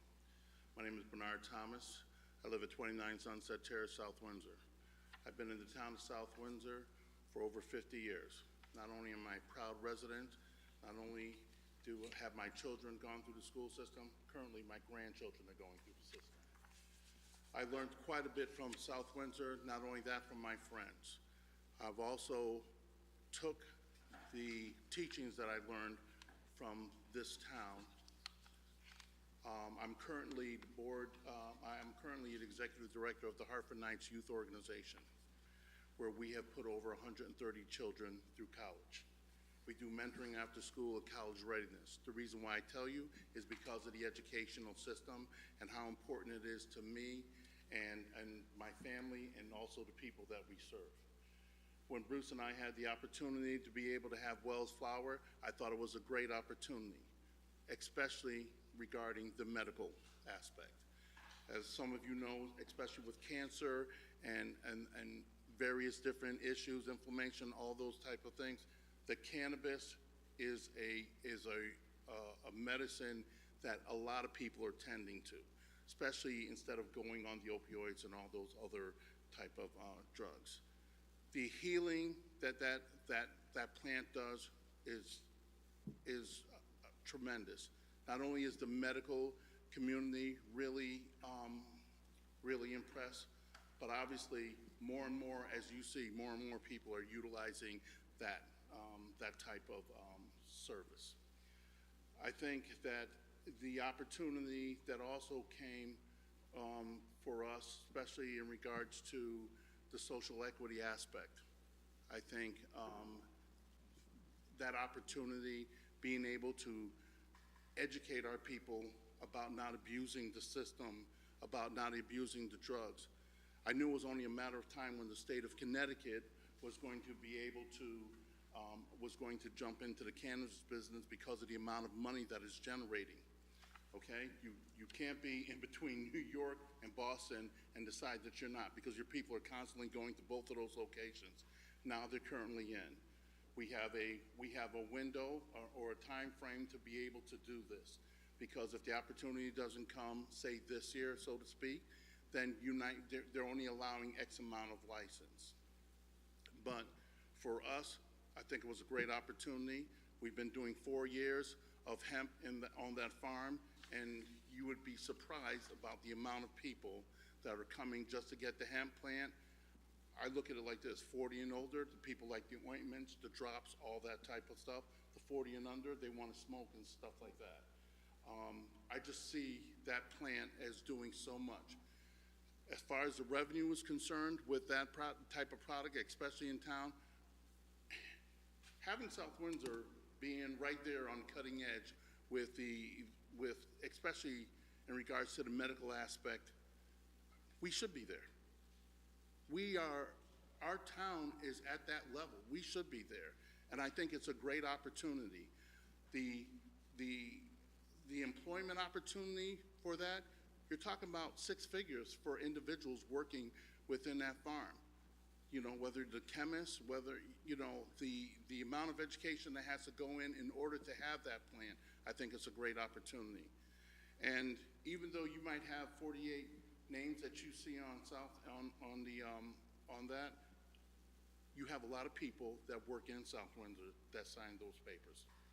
A lot of people that patronize in South Windsor sign those. Those are where we got those signatures from those individuals. I want to thank you very much, and thank you for the opportunity to be able to talk to you. Thank you. Is there anyone else who would like to speak? Please step forward.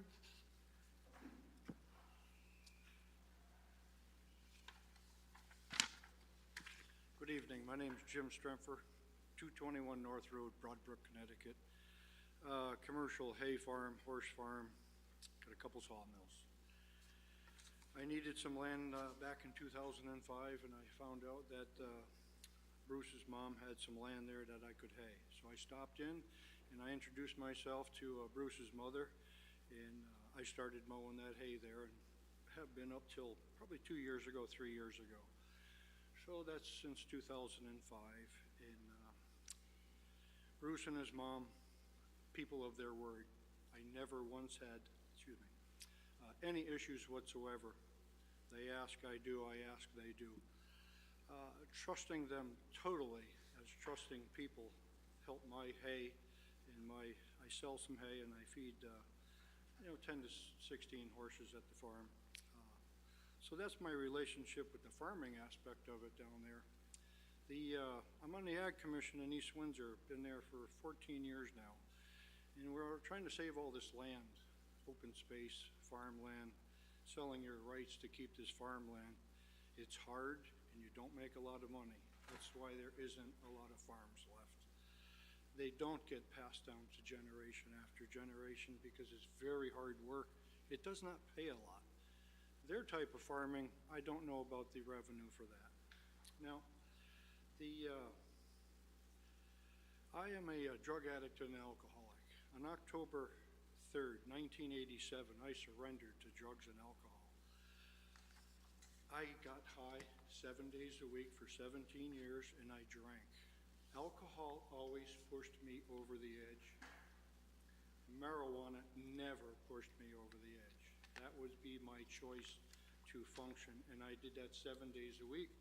I've never been unemployed before. I've always worked, and I've always had a job, so I didn't say that was a good thing, because it took me to a bottom that I don't have time to explain to you. I was at an AA meeting last night, and I have a coin in my pocket for 34 years of sobriety.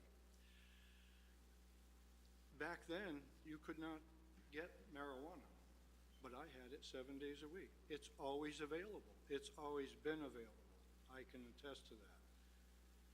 I wish it was a little more legalized so it could be controlled by municipality government regulations and dealt with a little more. My stepson, Christopher, is 42. He is presently on medical marijuana. He's unemployed, and he has a lot of illnesses, and he's unable to work anymore. It's something that I look at. I study it. I still go to meetings. I'm very involved in AA, sponsor people. I understand now, looking back, what I was doing and what it is.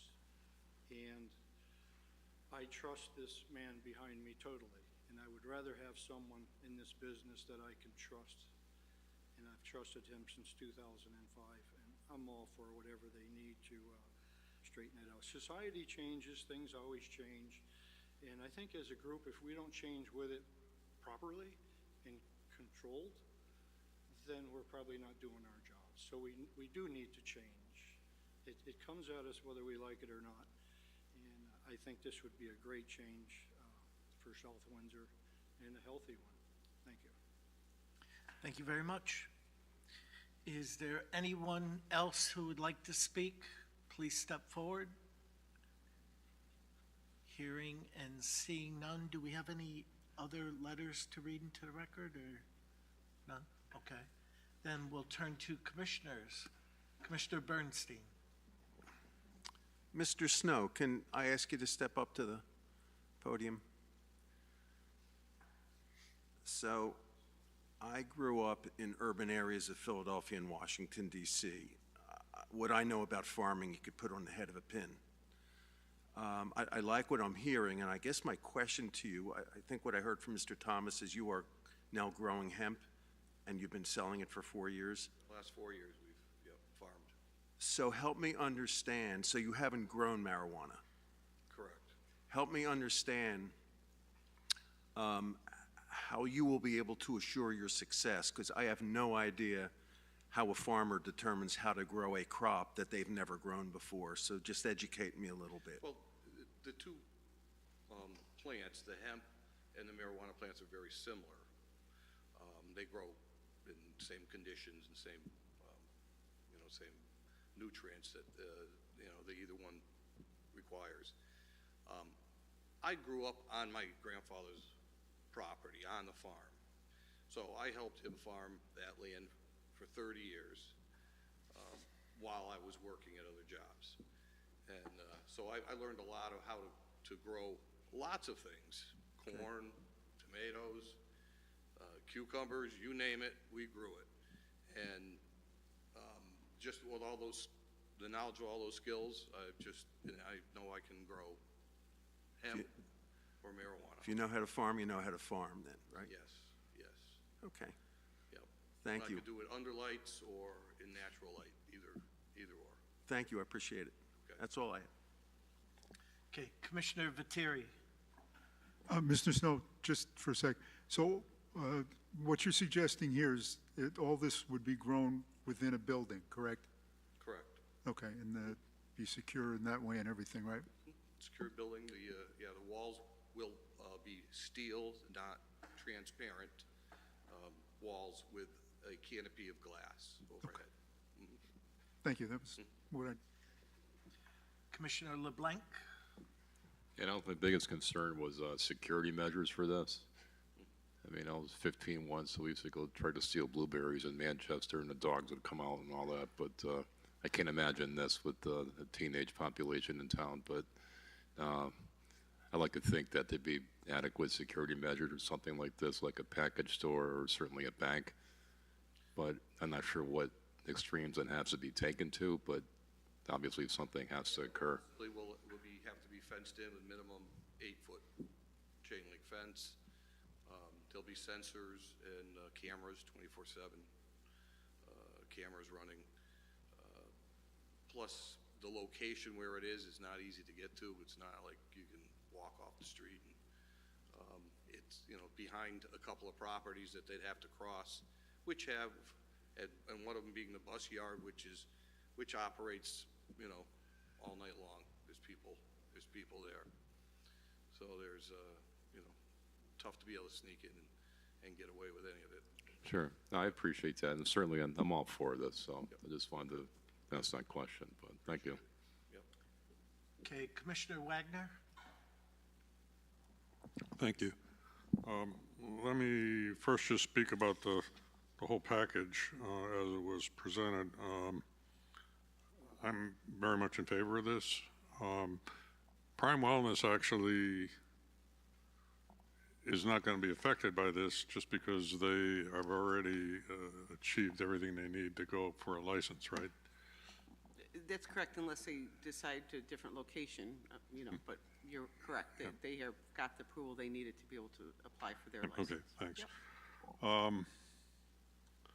So I gotta admit, my concept of a medical marijuana production facility was somewhere between Fort Knox and a nuclear power plant.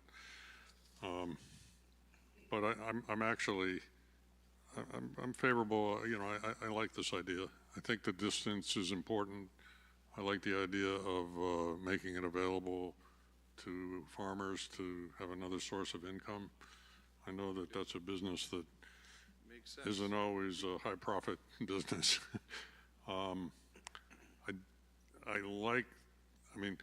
The whole reason I like this regulation and I like allowing Prime Wellness to sell the product and allowing it to be grown in our town is it creates a product that's much safer than what people are able to buy in the black market.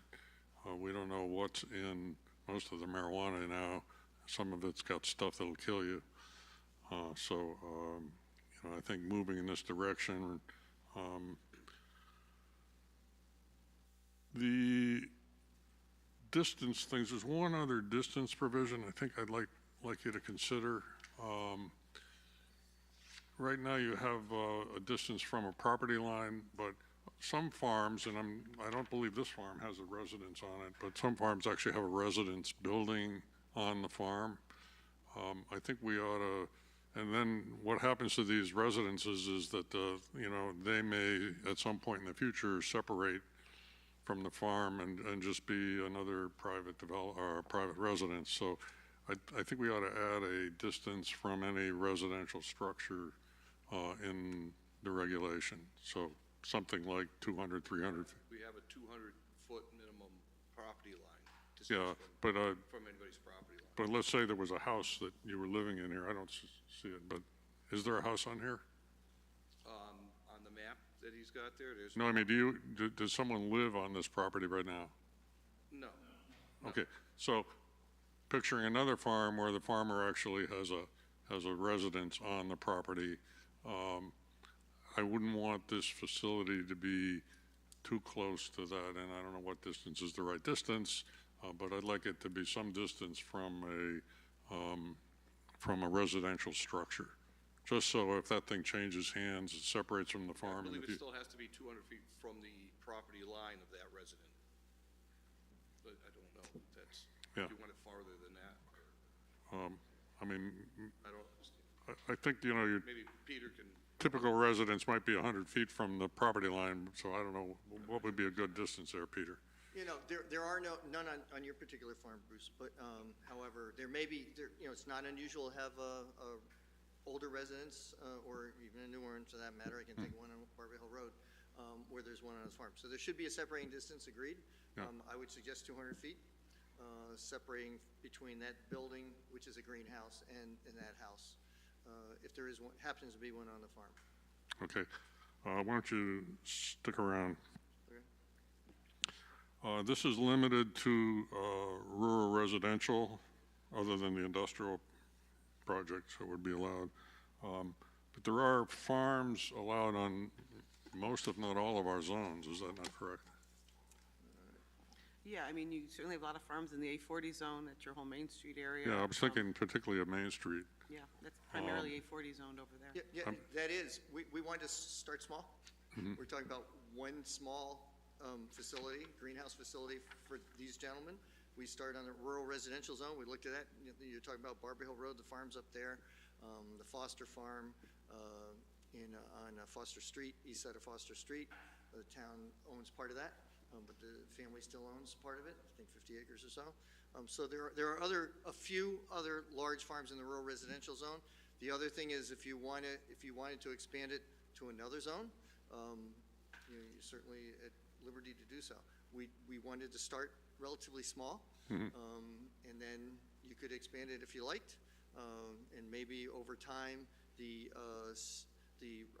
Department of Consumer Protection might even allow more as the demand is needed, so we can provide these products here in Connecticut instead of relying on out-of-state growers. There are plenty of those people, but I believe everything has to be grown in Connecticut so far. You can only do that if you have enough facilities. And we're talking about a relatively modest-sized one, but I could potentially see it in the A40 zone. That's where most of the farmland is in town, the RR zone and the A40 zone. They're both like 1 acre parcel size minimum, but they're plenty. A lot of the farmland on Main Street is west of Main Street and in the floodplain. Not all of it, by any stretch. You know, I was surprised one farmer or one farming family has 500 acres in South Windsor, mostly in Main Street. So I think my fellow commissioners, we can discuss whether we want to expand the zones where it's allowed. And the one other thing, not all farm structures used for growing are actually greenhouses. I mean, if you think of mushroom farming, it's done in a closed structure. So again, restricting it to a greenhouse, I understand that's what Mr. Snow wants to do. That's fine, but is that really a necessary restriction? And we can again discuss it in deliberation. But one consideration is we didn't want it to look like an industrial building. We wanted it to look like a farm building. So part of the exterior design, if they were to come in with an application, a special exception, part of it is the look of it. Have it look like a farm building. And a greenhouse is certainly commonplace on a farm.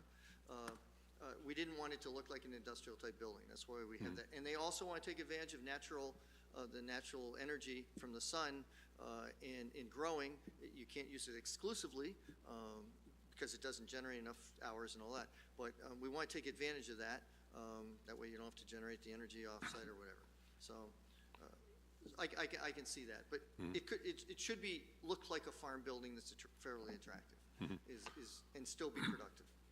so if you're, and I'm again another person who's never lived on a farm, if you're using lights in a greenhouse, do the lights shine? I mean, do we have issues with and maybe the distance will take care of that, but just in general, when we use lights in a greenhouse, how does that affect neighboring properties? Well, one reason why we had it far enough away so there wouldn't be any issues with respect to light or with odors. Well, there also are shades that you can install interior of the building so that you don't have any light pollution away from the facility. So we already discussed that, and that'd be a design component. And when they come before you, if you so choose to adopt such an amendment, then they could address that with you. The people who specialize in these types of facilities, they haven't created the idea of this building. They already make this type of building. Its question is what do you want in the aesthetics of it, and so the many other factors go into it. But that would be something that would be reviewed by the commission at that time and as they present it.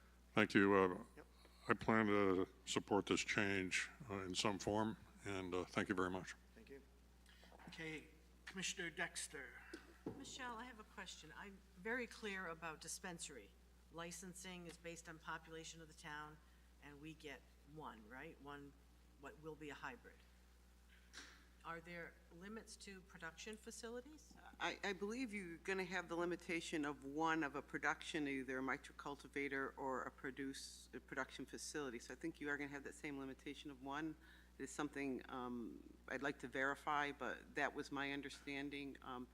I think the other thing I just would like to put on the record, I think if the commission is very interested in adding what was proposed tonight, I really think you need to hold the hearing open and re-advertise, because that is a pretty substantial change to what was advertised to the public, adding something in the residential zones. I just want to make that comment for consideration.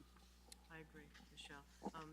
And in the new wording on the last page that Peter handed out, where there's 400 feet from a street and 200 feet from a property line, I mean, I immediately think about schools and parks and so forth, and I don't know if we want to add to that some of that language, or is this overkill? I'd also like to have the police weigh in on it too, on a residential zone out in the middle of nowhere. Yeah, But, yeah. Not in the middle of nowhere, but I mean, I just would like to know if they have any concerns too. So again, if it, you know, if that's the direction the commission wants to head, we should hold it open and, thank you. Okay, Commissioner Carey.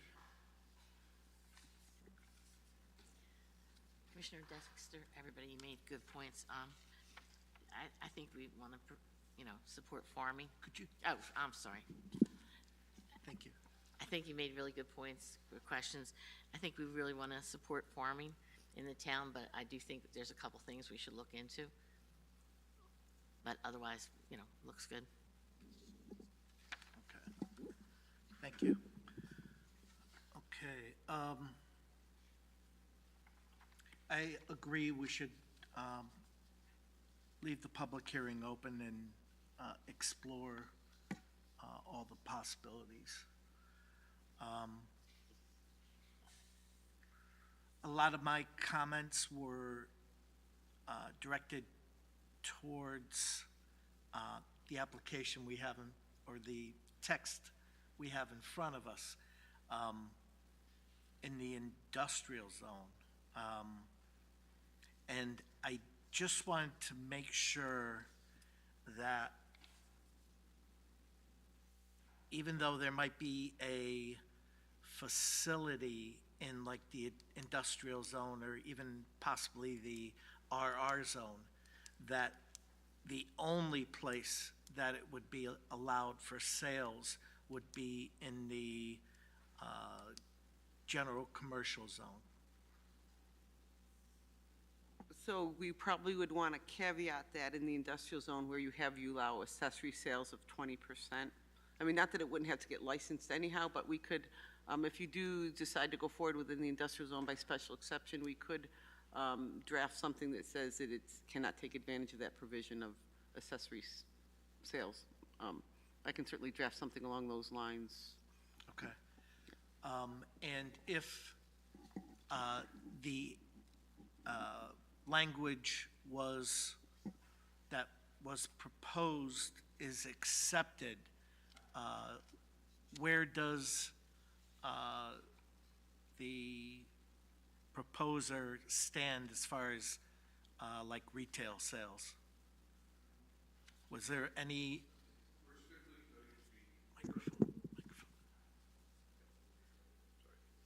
Yeah, no, we're strictly going to be selling wholesale to the dispensaries that are around. Yeah. Okay, while you're up, one of your proposals was farms of a minimum of 50 acres. But yet, you're focused on micro, which in reading the regulations and the definition is between 2,000 and 10,000 square feet. Doesn't say you're not going to get bigger. But what were you initially envisioning, like a 2,000 square foot greenhouse? Or No, a little bit larger than that. The initial plan was about a 9,000 square foot building. Okay, and that would be primarily, well, that would be only for marijuana? Did I hear that you were thinking of using it for other things also? No. Okay. If If I may just clarify one point, and that was. Please. As you indicated, the building would be 10,000 square feet, but the growing space would be less than that. There's an area for the office, there's equipment, storage area and stuff in the front of the building, and then there would be 3 sections of greenhouse beyond that. So the building would not be all grow space. 10,000 square feet, so roughly 3/4 of that would be grow space. A little bit less than that. Okay. The Now- regulations require a 10,000, you could go 10,000 foot grow space. square of grow space, correct. For a micro, that's a maximum micro grower facility. We won't be growing that much grow space in our facility. Okay, and maybe that's part of what I heard, the use. What about the regulations for height? Is that something that can fit in the existing height regulations for RR? The answer is yes. The answer is yes. You accumulate 30 feet, I think, is your RR height, so. And we only want one-story building. We're not Right, doing but 2 stories. depending on the size of it, if it's like a Cape-style building, you know, a large, 9-acre building could be pretty tall unless you have some type of flat ceiling or flat roof up there. Yeah, it'd be pitched where the glass structure is on the top, the greenhouse part. But the walls are like 12 to 14 feet high at the maximum, I think is what we're talking about, 12 or 14 feet for the greenhouse building.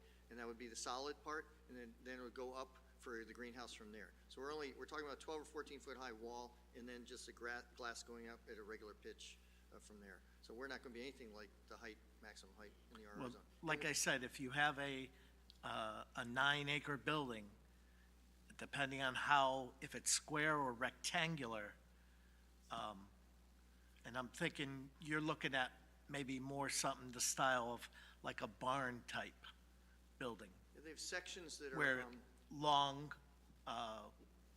rectangle.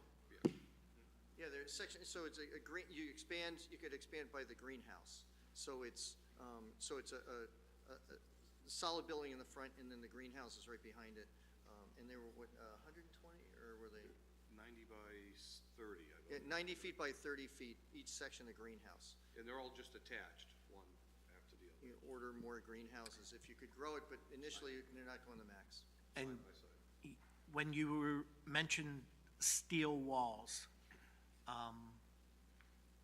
and just for the commission's knowledge, can you be a little bit clearer about a steel wall for a greenhouse? Is it like Like a steel panels, structure, exterior? steel panel building? There are other things you can put on the outside, but it's going to be a solid wall because you have to have a secure environment. If you had a Right. glass greenhouse, you can break the glass and get into a building more readily. And so the idea is to have it a solid structure around it. And you can put other things on the outside. In this case, it may be a steel, but there are other things you can do aesthetically as well. But it will be solid up to the 12, 14 feet. This also contains the light from within the building. Contains the light, so it's not Spreading out. not see-through, the light doesn't come in from the outside, you can't see through the building. Okay. All right. Let me see what else I got for. Nothing there.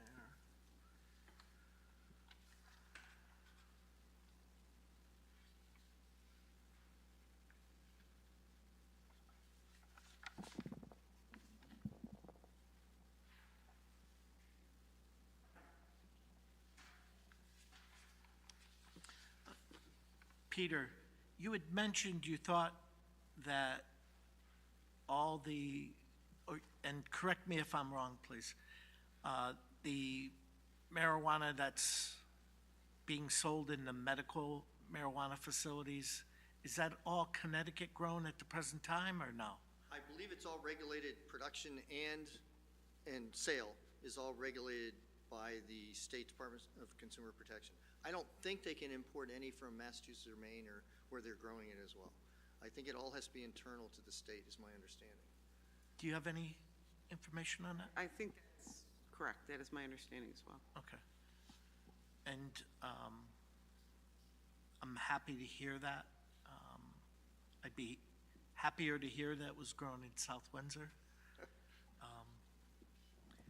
When Commissioner, the one facility, that's my understanding too, but my understanding is too, after 2024, and maybe July 1st, it might be open season where any amount of facilities, as long as they're licensed by the state, can have the opportunity to manufacture and sell in separate facilities. But Michelle, you had your light on for a minute there, or? Okay. We're not requesting the ability to do the production things, like they make different products and stuff. We're only talking about growing marijuana itself only for medical and adult use. And it doesn't get sold here, it just gets wholesaled out to the dispensaries. We're not talking about a production facility, which you would think would be in the industrial zone, where they're actually making a product from it, liquid products and things that people will smoke and all kinds of other, there's so many different products that are made from this, it's amazing. We're not talking about that. We're only talking about only growing marijuana here, and then packaging it and sending it off to the wholesale trade. So Okay. only employees would be there. Okay, and I'm just trying to look at it from the big picture. Oh, yeah. You know, so your language would not, see, I think the term we've been using is manufacturing. So manufacture could be growing, correct? Yeah, and you know, I think what Mr. DeMatteis proposed is a new definition, the microcultivator definition, into the regulations. So how I envision a revision to this, if you were to say you want to, you know, support this request, is in your RR use, in your table for the residential uses, you'd add microcultivator as a use. In the use, it would be under the RR zone by special exception, and then you'd have direction to this section of the regulation which talks about specific distances that have to be met. So that would be your growing in the residential zone, you know, with a 50 acre on a farm, that kind of thing, whereas your production facilities could be in the industrial zone. You know, based on the number of calls I've gotten into the office, you may see an influx of applications, and, you know, in order to apply to the state, you have to have a zoning approval in hand. So you may have more applications that are ever going to get licensed in, you know, in South Windsor come into you, because I have a number of people that have asked about them. So I don't know, at the state, you know, the state's going to be the one that's going to decide who gets the license, but my point is, you may see a request in the industrial zone come in, you may see this request come in if it's allowed here, and obviously not all of them are going to be able to get licensed in 2022. Right. Okay. And that's where the lottery system will come into play. And There is a lottery? there is a lottery system, yeah. Okay. Yeah, one of my comments was added to the use table, whether it was RR or industrial. On, let's see, 7.24.1, you got numbers 1 through 9. Number 6, it talks about all advertising for hybrid use marijuana dispensary facilities shall comply with the regulations specified in section 33 of an acronym. It might be helpful to know just what the acronym is in case somebody wants to look it up.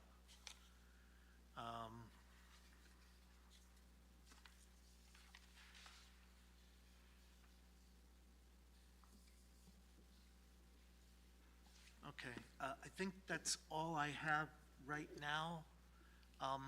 When we're considering language like this, we're not just looking at it in one little bubble as far as the farming.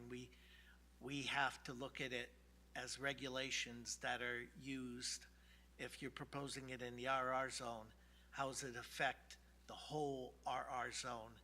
And another question might be, Michelle, how many farms do we have that are over 50 acres?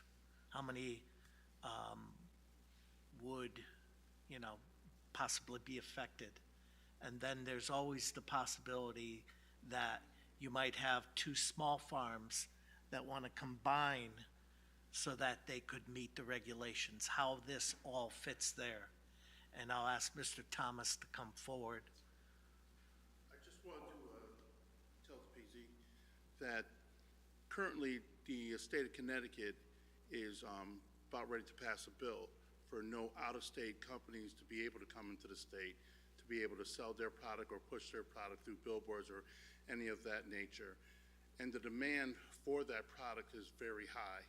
They're running out, some of the dispensaries are just running out on a regular basis. They can't even keep it in, which is great for the individuals in the state of Connecticut, because the individuals sell to the dispensaries and only sell to dispensaries. Public can't walk up to our facilities and be able to do something of that nature.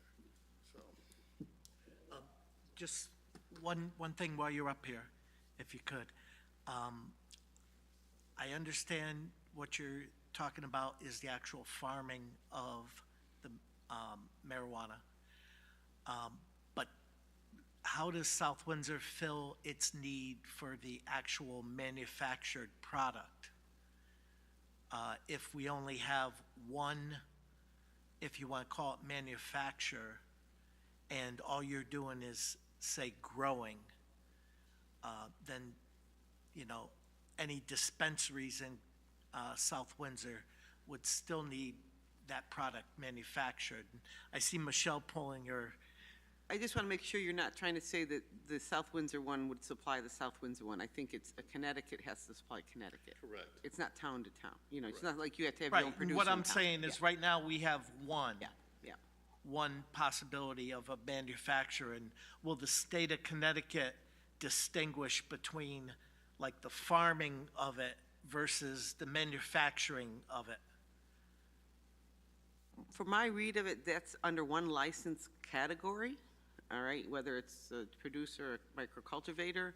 Again, they may, in their, wisdom, know how many of each they have, and their lottery may, say we're going to pick 5 here and 10 here. I mean, it's quite complicated at that level, so I can't really answer how they're going to do it, but Yeah. I would assume that, their goal is to make sure we have enough producers to meet the needs that, your licenses you're giving. They don't want to overfill the market, because over the last 4 years, they had 4 major cultivators. And now they're putting a limit on, not only on the lottery system, on the amount of license that they're going to give out. Right. And then the next year, they'll see where they are, depending on what happens this year. But then in 2024, and it seems like they're not sure exactly what they'll do in 2024, like pulling all the caps off, or is there some knowledge in that respect? As far as I'm concerned, the state of Connecticut is trying to figure it out themselves. Yeah. And until they see the direction that this market is going, only then will they be able to decide whether to put the cap on certain production and growers and et cetera, manufacturers, et cetera. Yeah, okay, thank you very much. Thank you. Okay, so, is there anything else we need to talk about it tonight? If not, So I did have, so I guess one concern I have, and maybe this goes away in a future year, but if we had a large industrial producer wanted to build a 100,000 square foot factory, and we have one of these, what's the right term, micro, cultivator, yeah. that's right, micro cultivators, they are essentially competing for the same license with the state. From what I read, they're under the same license category. So, again, I don't know if they're weighting multi-cultivators versus production facilities, like we need more of these versus that. I guess what my advice to you is, if you have it in your regulations, it's allowed use by special exception, application comes in, You treat it, you grant it approval if that's what's appropriate. They apply for their state license. If another one comes in, you do the same thing, and, only one's going to get it, and it's going to be based on the state's wisdom of whatever criteria they've set up. I mean, I think that's really the only fair way that you can go about it, as far as putting a regulation in place and entertaining applications as they come in. And just to make sure I've heard it correctly, the second line of 724.2 talks about site plan approval, and we're definitely changing that to special exception. Correct. Okay, thank you. In the industrial zone, correct, yes. So I'll make those modifications in a draft regulation for the continued public hearing. I'm adding what we talked about with Mr. Demali, the special exception, and I also, we talked about a distance for residents, from a residence in that as well. Yeah, and you're also going to, at that time, are you going to, or during this time before that next hearing, are you going to reach out to all the departments such Yeah, as? I'll get a draft out to police department, any other departments, see if they have any comments on it. Okay, so Yeah. should we leave our continuation date just open? I think, again, we could target the May 24th meeting. You already have a full agenda for May 10th. We could target the May 24th to try to get it back on the agenda. Okay.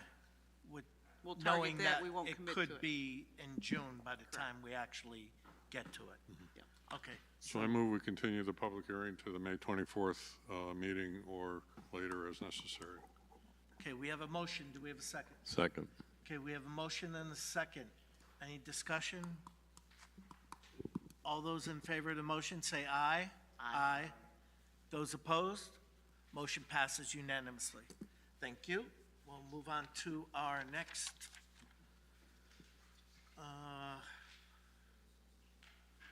item, which is number 4, the PZC-sponsored text amendment for accessory in-law apartment, section 7.1. And I'll turn to our Director of Planning, who I know her microphone's coming on any minute now, too.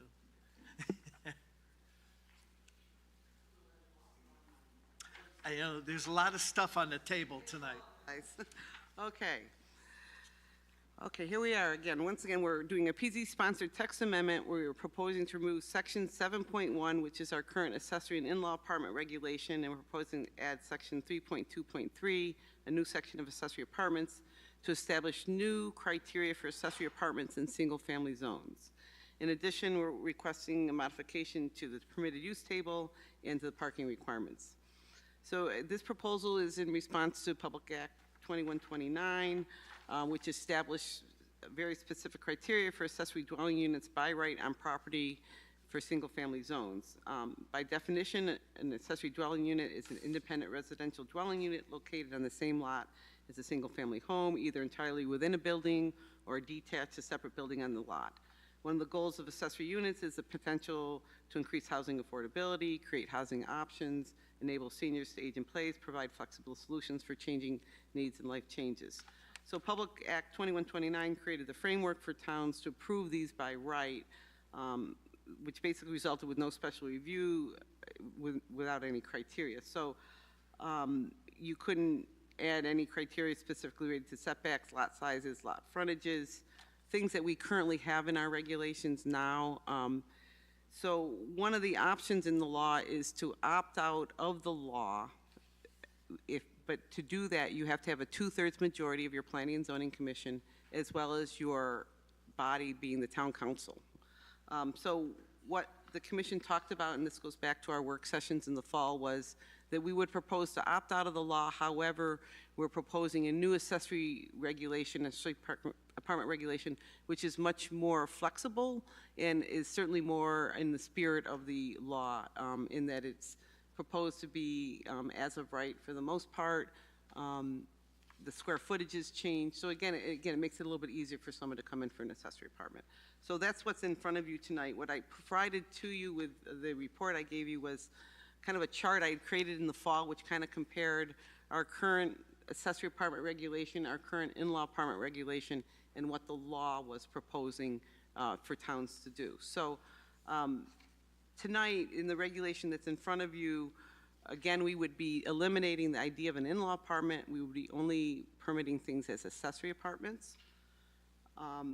Currently, our in-law apartments are something granted for 5 years, required you to renew them every 5 years, and with the idea that they would go away before you ever sold the house. I can just tell you from having worked with these for years, they typically don't go away, and we're usually chasing the new homeowner to say, can you legalize this apartment you have? So I think the apartments, once they get established in the homes, they seem to work well. We typically don't get any complaints, and they tend to stay in the homes beyond the 5-year permit period. So that would kind of take that away. Accessory apartment, the distinction with an accessory apartment in our regulations currently is that is something by special exception, and it's actual permanent change to the home. It becomes 2 units that can be sold and used as 2 units into the future. Either way we permitted these, we required every 4 years a letter goes out and you have to affirm that you live either in the house or the apartment. Again, the concern was to not have absentee landlordism, where you had 2 rental properties. Under the new law, you wouldn't be able to do that. So that's some of the changes that I think we're proposing with our text amendment to, again, try to keep some of the integrity of what we had in our accessory apartment regulations, still allowing a lot more flexibility than we had previously. So just highlighting some of the regulations that we're putting in there. The criteria would be the maximum size you'd be able to have would be 1,000 square feet, or 30% of your house, whichever was smaller. You'd have a maximum of 2 bedrooms in the accessory apartments. You'd have to provide off-street parking for each of the bedrooms. One of the things I would recommend is consideration for a detached accessory apartment having a setback from a property line. I mean, typically, you'd have a 20-foot setback, for example, in a rural residential zone for an accessory structure. I'd recommend a minimum of 30 feet from a property line, again, just giving a little bit of more separation for a real housing unit from a property line in the back. You also may have some consideration for some landscaping treatments out there. The way the regulation is written right now is it could be done either at the staff level or the commission level. That's something that you really need to decide. We currently sign off on in-law apartments at the staff level. There's a permit process. They meet the criteria of the regulations, and it's done as a zoning permit. We could do that similarly with an accessory apartment. You might want to see detached accessory apartments because they may be more impactful to see what kind of landscaping treatment or that kind of thing. That's something that the commission can discuss, the actual process that you want to have. I just want to put on the record that, I feel this does meet our town plan of conservation development. Under our housing element, we talk about allowing flexibility and meeting emerging housing preference and needs. We also are monitoring our affordability, and I think this would give us another tool to create some more affordable housing within our community. We did pass this regulation on to CROG as required, and they provided a report January 14th stating that they found it to be in compliance with regional plans and policies. As I stated, we would need to decide how you want to handle these moving forward. I know Commissioner Wagner did contact me in an email about, what do we do with our existing in-law apartments? Are we making them all non-conforming? I think it's worth noting that we probably want to add a line that all existing non-conforming or in-law apartments are considered accessory apartments under this regulation, and provide some kind of language related to the size. Because some of the in-law apartments, we did allow waivers to allow them to get up to 1,200 square feet. For the majority, though, most apartments we have created were 1,000 square feet or less. So I don't think we'll have a lot of those circumstances out there, but there are some apartments that are definitely going to be over 1,000 square feet. And then just a last kind of a note I'll tell you is I asked the assessor to just do a quick run of how many apartments we had in houses around town, because I could identify, about 60 or 70 through in-law apartments or accessory apartments. We actually have 160. So the fact that we have them, we don't hear people complaining about them. We have very little, issues with them. I think that it's kind of proof that they're pretty effective in our town and they're used in our town. And I think this regulation really goes a long way to help people, encourage them to build more if that's what they want to do. That's my planning report. Okay, thank you. Okay, so at this point, I will open it up to the public. Is there anyone who would like to speak in favor or against, or just have questions or comments they'd like to make regarding this zone text change, please step forward. Hearing and seeing none, we'll turn to commissioners. Commissioner Carey. I don't have anything at the moment. Okay, Commissioner Dexter? Just a couple of questions. You said the assessor said we have about 160 in-law/accessory apartments in town right now. Is there any way that she can tell how many are being rented? Or No, I don't think we'd have that information. I wouldn't know No, how you could tell not that. from anything she would have, no. Okay. And I see in the red page of text, it says that they're not allowed to be used as short-term rentals. Short-term rentals, yes, I neglected to mention that. That would be a regulation as well. Okay, but long-term rentals, it would be allowed. Well, if you're renting out an apartment, I don't, I think what the idea is they're not supposed to turn into Airbnbs. We don't really, you don't want to have a week, every week it's changing that. And then, as long as the property owner resides on the property, right? That That's was part of currently it. how it's been drafted, Okay, yes. and I'm good. Commissioner Wagner? Okay, so I'm actually having trouble, in my heart, I'd like to have the primary dwelling unit or accessory apartment owner occupied, but things happen to people, and let's say this owner gets sick and has to move to a different type of facility, or just wants to move out. What do we, and they may still own the property for a lot of reasons. Families have trouble disposing of property a lot of the time. How are we dealing with, maybe when it started, it's owner occupied, but what happens, how do we deal with the situation where the owner can no longer live there? Well, I can tell you what you did with your regulation, where we had that situation in the industrial commercial zone where we had that you had to have the caretaker, the owner, live on the property in order to have a house on the property. And about 2 years ago, I think we did a zoning text change that allowed by special exception for an owner to rent the property rather than live there. Maybe if it's going to be 2 rentals, it's a special exception approval or something. Maybe there's a different approval you're looking for. Once you give them that privilege, though, that goes on forever. They go on forever, yeah. Again, I guess it depends on whether or not that's an important goal for you or not to have an owner occupied. The history of why it was put in there was so that you would not have absentee landlordism and you would be able to have properties maintained. If that's not a concern, it certainly doesn't have to be in there. I know where absentee landlord can lead, so I like the idea of not having that. I'm just concerned we're going to get into practical situations where we can't really enforce that provision. So I don't know, maybe other commissioners will comment on that or have some ideas. Maybe what we say is if the owner, for some reason, no longer lives in the property, upon sale of the property, the house must return to being owner occupied or something like that.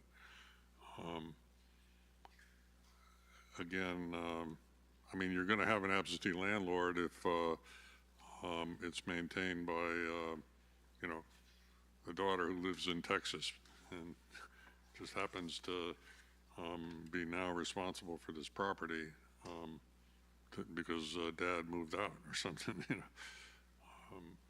I don't know if you have any suggestions for, maybe strengthening that or whatever. Not off the top of my head, that wouldn't be somewhat subjective. You know what I mean? You can't put a regulation in and say, well, you can break the regulation and we'll just catch you the next time around. It just, to me, that would be kind of contrary to putting it in there in the first place, if you're going to allow it to happen. Again, it really comes back to the commission's concern, so this affirmation that we do every 4 years, which is how you confirm that you're still living there, you could go several years that we wouldn't even know about it, We don't go looking for zoning violations, they usually find us. So, again, I can't say that it's a big problem. It's never been a problem with any of the reaffirmations that we've done to date. where the owner has left, but it's not to say it couldn't happen in the future. So if the owner, I mean, you send out that letter and the owner is no longer living there, what do we do? Then Pam, the zoning officer, researches it to find out, well, do we have a new owner that we need to be contacting, and are they using it? Sometimes people buy it with an accessory apartment that they don't want to use ever. You know, they just are choosing not to use the apartment, and they've converted it back into their single-family living space. It's very circumstantial, to be honest with you. I would mention the WPCA is in the process of making its new sewer rates, and one of the things we've been doing is looking very carefully at how we charge different kinds of residences. And it turns out that accessory apartments are billed like any other house. So if you have an accessory apartment, you get 2 sewer bills. If you have an in-law apartment, you get 1 sewer bill, because the in-law apartment doesn't get billed. Maybe that's something that needs to be fixed, but it actually is important to know whether it's, right now at least, it's important to know whether you have an in-law apartment or an accessory apartment. So someone who's, you know, I'm thinking here, someone who's come in and said, I want to have an in-law apartment, and now we're going to change that to an accessory apartment. I think they're, you know, we're going to have to figure out how to give them the right to maintain what they established under the old zoning regulations. You know, that's still an in-law apartment when it comes to other issues, including the sewer bill. So I don't know how to deal with that. But I think the other thing is, though, you say in-law apartments basically expire after 4 years or something like that? It's a 5-year permit. 5 years, okay. So maybe we say when that permit expires, you become, it's really a new application, you become an accessory apartment, and if that happens to affect your sewer bill, well, that's part of what goes along with it. Now, I have one other very minor thing. I think in paragraph 2, the first line, it says shall not be less than 30% of the usable floor area. It should be shall not be more. You're correct, yes, that's it. Okay. Yeah. Thank you. You know, I could work on some language related to the in-law apartment, you know, almost like a sunset for the in-law apartments that, you know, once the expiration occurs, they are converted into an accessory apartment, something along those lines. Yeah, I think that would work, yeah. Yeah, I can take a stab at doing some language along that line.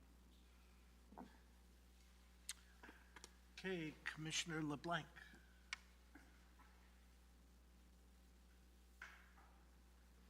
And no further comment, but thank you. Commissioner Viteri. Just one comment about the size. I think it would just read better if it said it shall not be less than 30% of the usable floor area of the primary dwelling up to 1,000 square feet. And just leave it at that instead of the whichever is smaller and all the other stuff. I think it's just clearer, but other than that, I have no other comments. Was that contrary to what Commissioner Wagner just corrected? No, Okay. no, it's just saying the same thing. It's a minimum of 30% usable floor area up to 1,000 square feet. And then you don't have to worry about which is smaller and But we want a maximum of Yeah, 30. that's why I'm saying. up to 1,000 square feet. We want a maximum of 30%. Maximum, That's no what's in there minimum. now. Maximum, no minimum.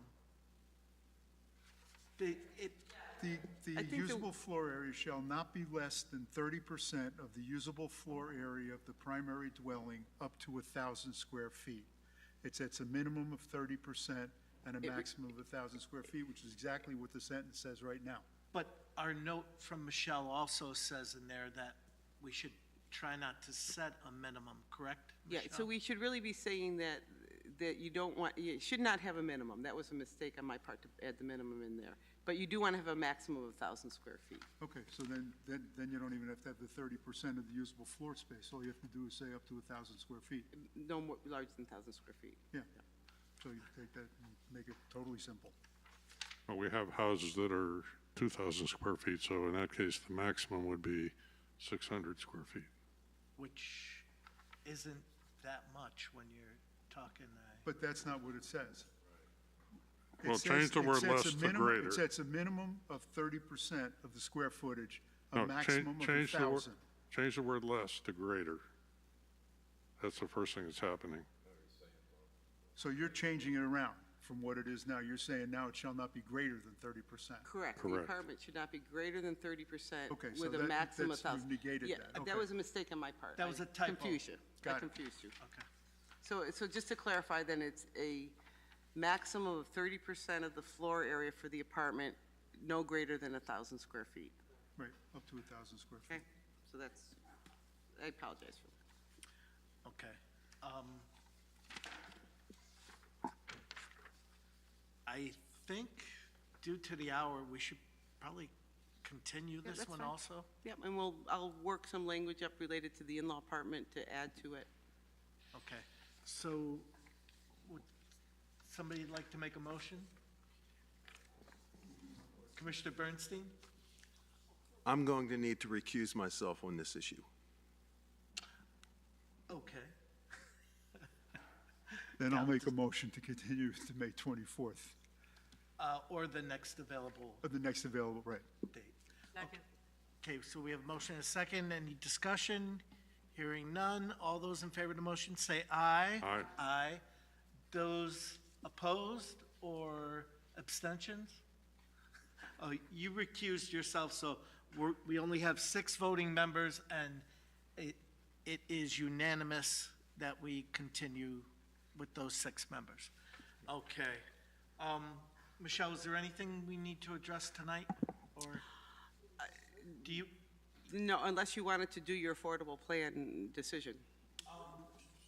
Yeah, could we continue for, say, 10 minutes? That'd be great. Motion to extend for 10 minutes? Yeah. Okay, Second. Commissioner Carey, is there a second? Commissioner Viteri? All those in favor of the motion say aye. Aye. Aye. Those opposed? Motion passes unanimously with 7 people. Okay.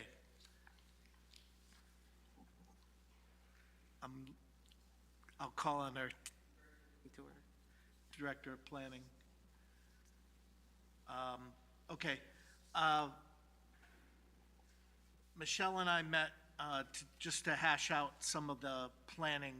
Excuse me, Chairman, if you call your regular meeting to order, I think we may have public participation if you want to go through your Thank you very much meeting. for I pointing don't that out. know, but I I'm guessing. am gonna put my agenda in front of me here, which is all over the place. Here we go.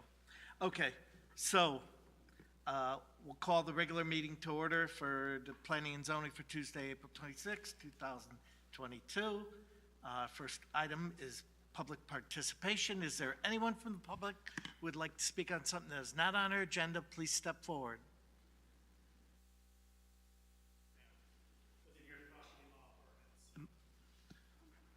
What's that? Oh, you were? Oh, okay, okay, thank you.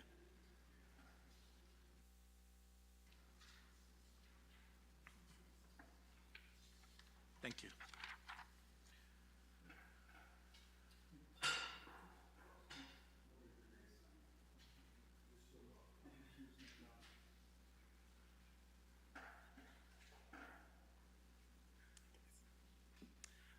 Rich Delay, 95 Cody Circle.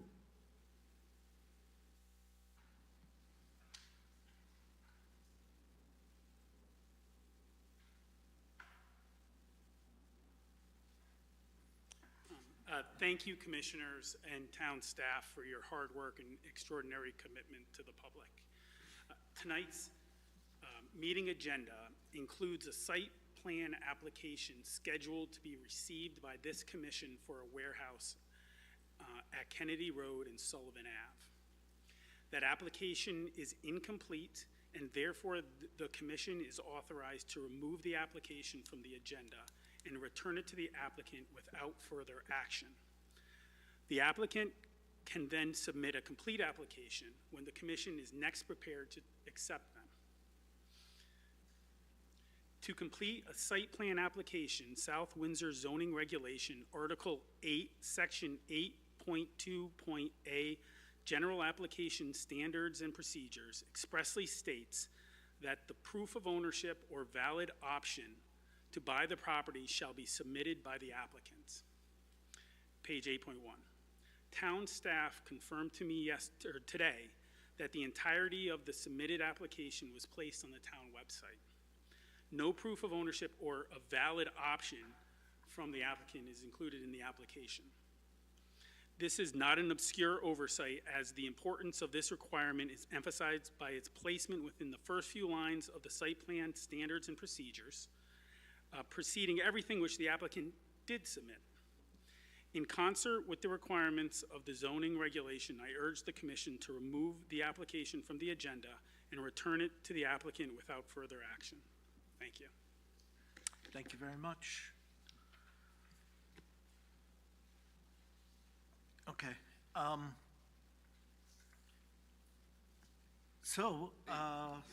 Chairman, I was suggesting we do item number 1, not necessarily what we talked about, for the adoption of the affordable plan. What, pardon me? The adoption of the affordable housing plan was what I was suggesting, not the discussion about the subcommittees. Oh, Because we still have our consultant here if there's any, Okay, for Glenn. all right. So what we have now is our new business, which is item 1, the adoption of the affordable housing plan. Commissioners, what's your pleasure? That's the only one we closed. I move we adopt the affordable housing plan as presented. Okay, I second it. was there, I believe there's some conditions, just minor conditions in that, if somebody could pull that forward. I think one of them would be, we find it's in conformance with the Plan of Conservation and Development. You don't have to with this. Oh, no, we necessarily. just No, adopt? you could just adopt it. You're Okay. doing it in accordance with the 830GJ law that you, right, that we're required to put a plan in place by June 1st. Okay. You good with that, Steve? Yes. Okay. Do we have a second? Second? We have a motion and a second to adopt the Could we plan? add an effective date, possibly 15 days after our legal publication? So that would be, May 6th, no, that would be the 14th of May. 14th of May. To be effective on the 14th of May. I accept that change and second it. Okay. Thank you. Do we have any discussion? Hearing and seeing none. All those in favor of the motion, say aye. Aye.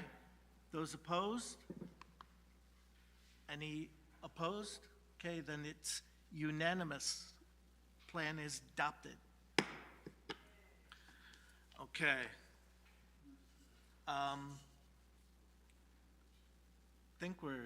Should we do committee or no? Want to hand out the committees? We took a stab at them. Okay. Yeah, does everybody have a copy in front of them regarding draft dates for meetings for the 3 different committees? We're trying to move this forward. I wanted to just get this out there for everybody. I am going to be reaching out to people, talk about which committee they might best be fit with. We've had some discussions already, but I want to get input from commissioners also. So let me, I got the flip side here. I'll just, So I found 3 pieces of paper, is that right? right, for 3 different committees, correct? First one I have on my list is the Distribution Warehouse Freight Terminal Subcommittee. That's myself, Paul, and Kevin Foley. And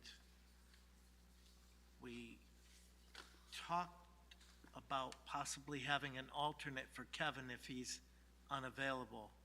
Yeah, we were thinking either Steve or Mike LeBlanc, if you were interested in Yep. stepping up. And mind you that when we have a subcommittee, we can only have a maximum of 3 commissioners on that committee, so we don't have a quorum for that meeting. Steve, did you have some? I'd be willing, but I know I will be unavailable on May 23, and I'll probably be unavailable on June 13.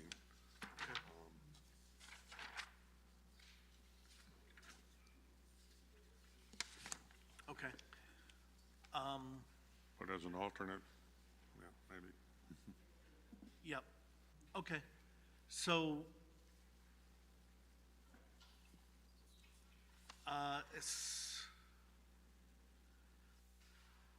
Michelle, we had talked about offsetting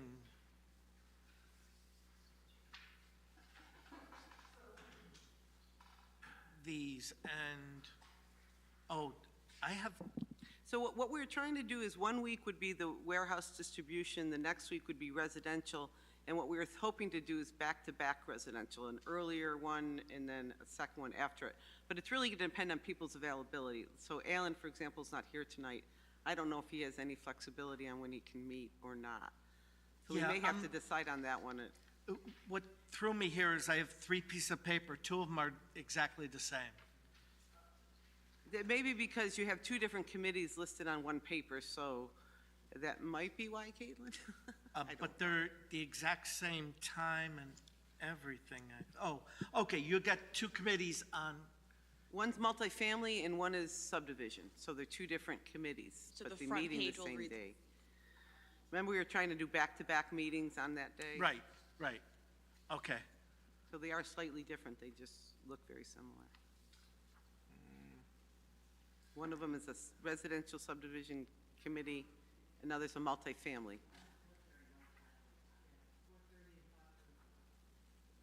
okay, gotcha. And then the other one was 5:45. Paul, does that work for your schedule, Paul? I will make it work. Okay.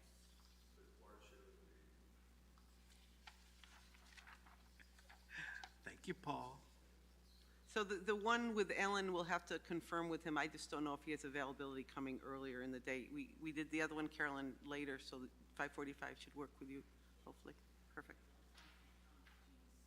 Okay, and that's fine. You know, we kind of just threw some dates out there more or less just to get some things, so we got moving on it. You know, with the chairman and I talking, you know, hopefully after some meetings, we come back and have like a powwow at the committee, you know, at the commission level, and then, you know, kind of go back to our work. So we'll be touching base periodically throughout the whole thing, for sure. Okay, any questions, comments? See Yeah, the light come on. just so you know, I've got actually problems with every Monday at 5 o'clock during all of these periods here. But, you know, once we get past the summer, probably in the fall, Mondays might be better for you?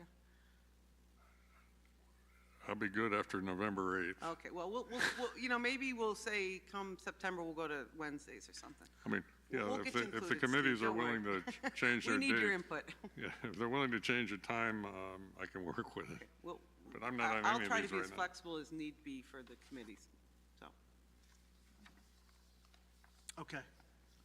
Any? No, he was clarifying his availability to possibly be an alternate, but it's not sounding like that would work out. So we'll probably lean on Michael for that unless somebody else is available. If need be, I mean, if Kevin's available and his work schedule allows it, we'll move forward. Okay, Or, you know, pick a different time. Yeah. yeah. Okay.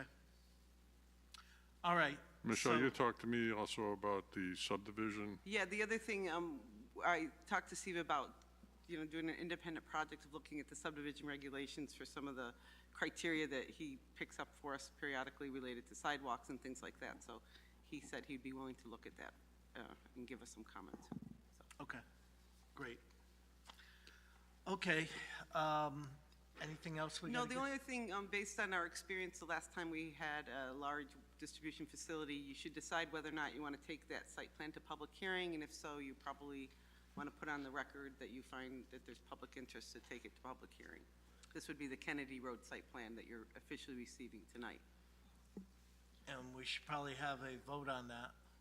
I think it's, probably prudent to do that based on our past history. Yeah. So commissioners, there, as on our agenda, we have application to be officially received. Michelle, the gentleman who spoke earlier regarding that application, I guess I would comment what we received today is typical to what we have received for the last decades of applications. The applicant did sign as the applicant and the owner has signed on to the application. We don't receive contracts. We haven't in all my years here, to be honest with you. So from my perspective, you should officially receive the application. Okay. As submitted. In any nuances or whatever, or things that get cleaned up, but I've always been advised that you should officially receive it when you have it in substantial completion. Okay, thank you. So these are, or it is a large project. Our past precedence is if we feel that the community will benefit and have benefit in having a voice in the procedure, we take it to public hearing. Otherwise, it could just be a site plan review by the commission. So if the commission would like to take it to public hearing, I would just like to see a motion. So I move we take applications 2217P and 2218P to a public hearing. Okay. Second. We have motions, Commissioner Carey, second. Any discussion? Hearing none. All those in favor of taking the applications to public hearing, say aye. Aye. Those opposed? Motion passes unanimously. Okay. Nothing more. Okay. Having no further business, motion to adjourn would be in order. Commissioner Carey, and do we have a second? Commissioner LeBlanc. All those in favor of adjournment? Aye. Aye. Those opposed? Motion passed unanimously. Thank you, everybody.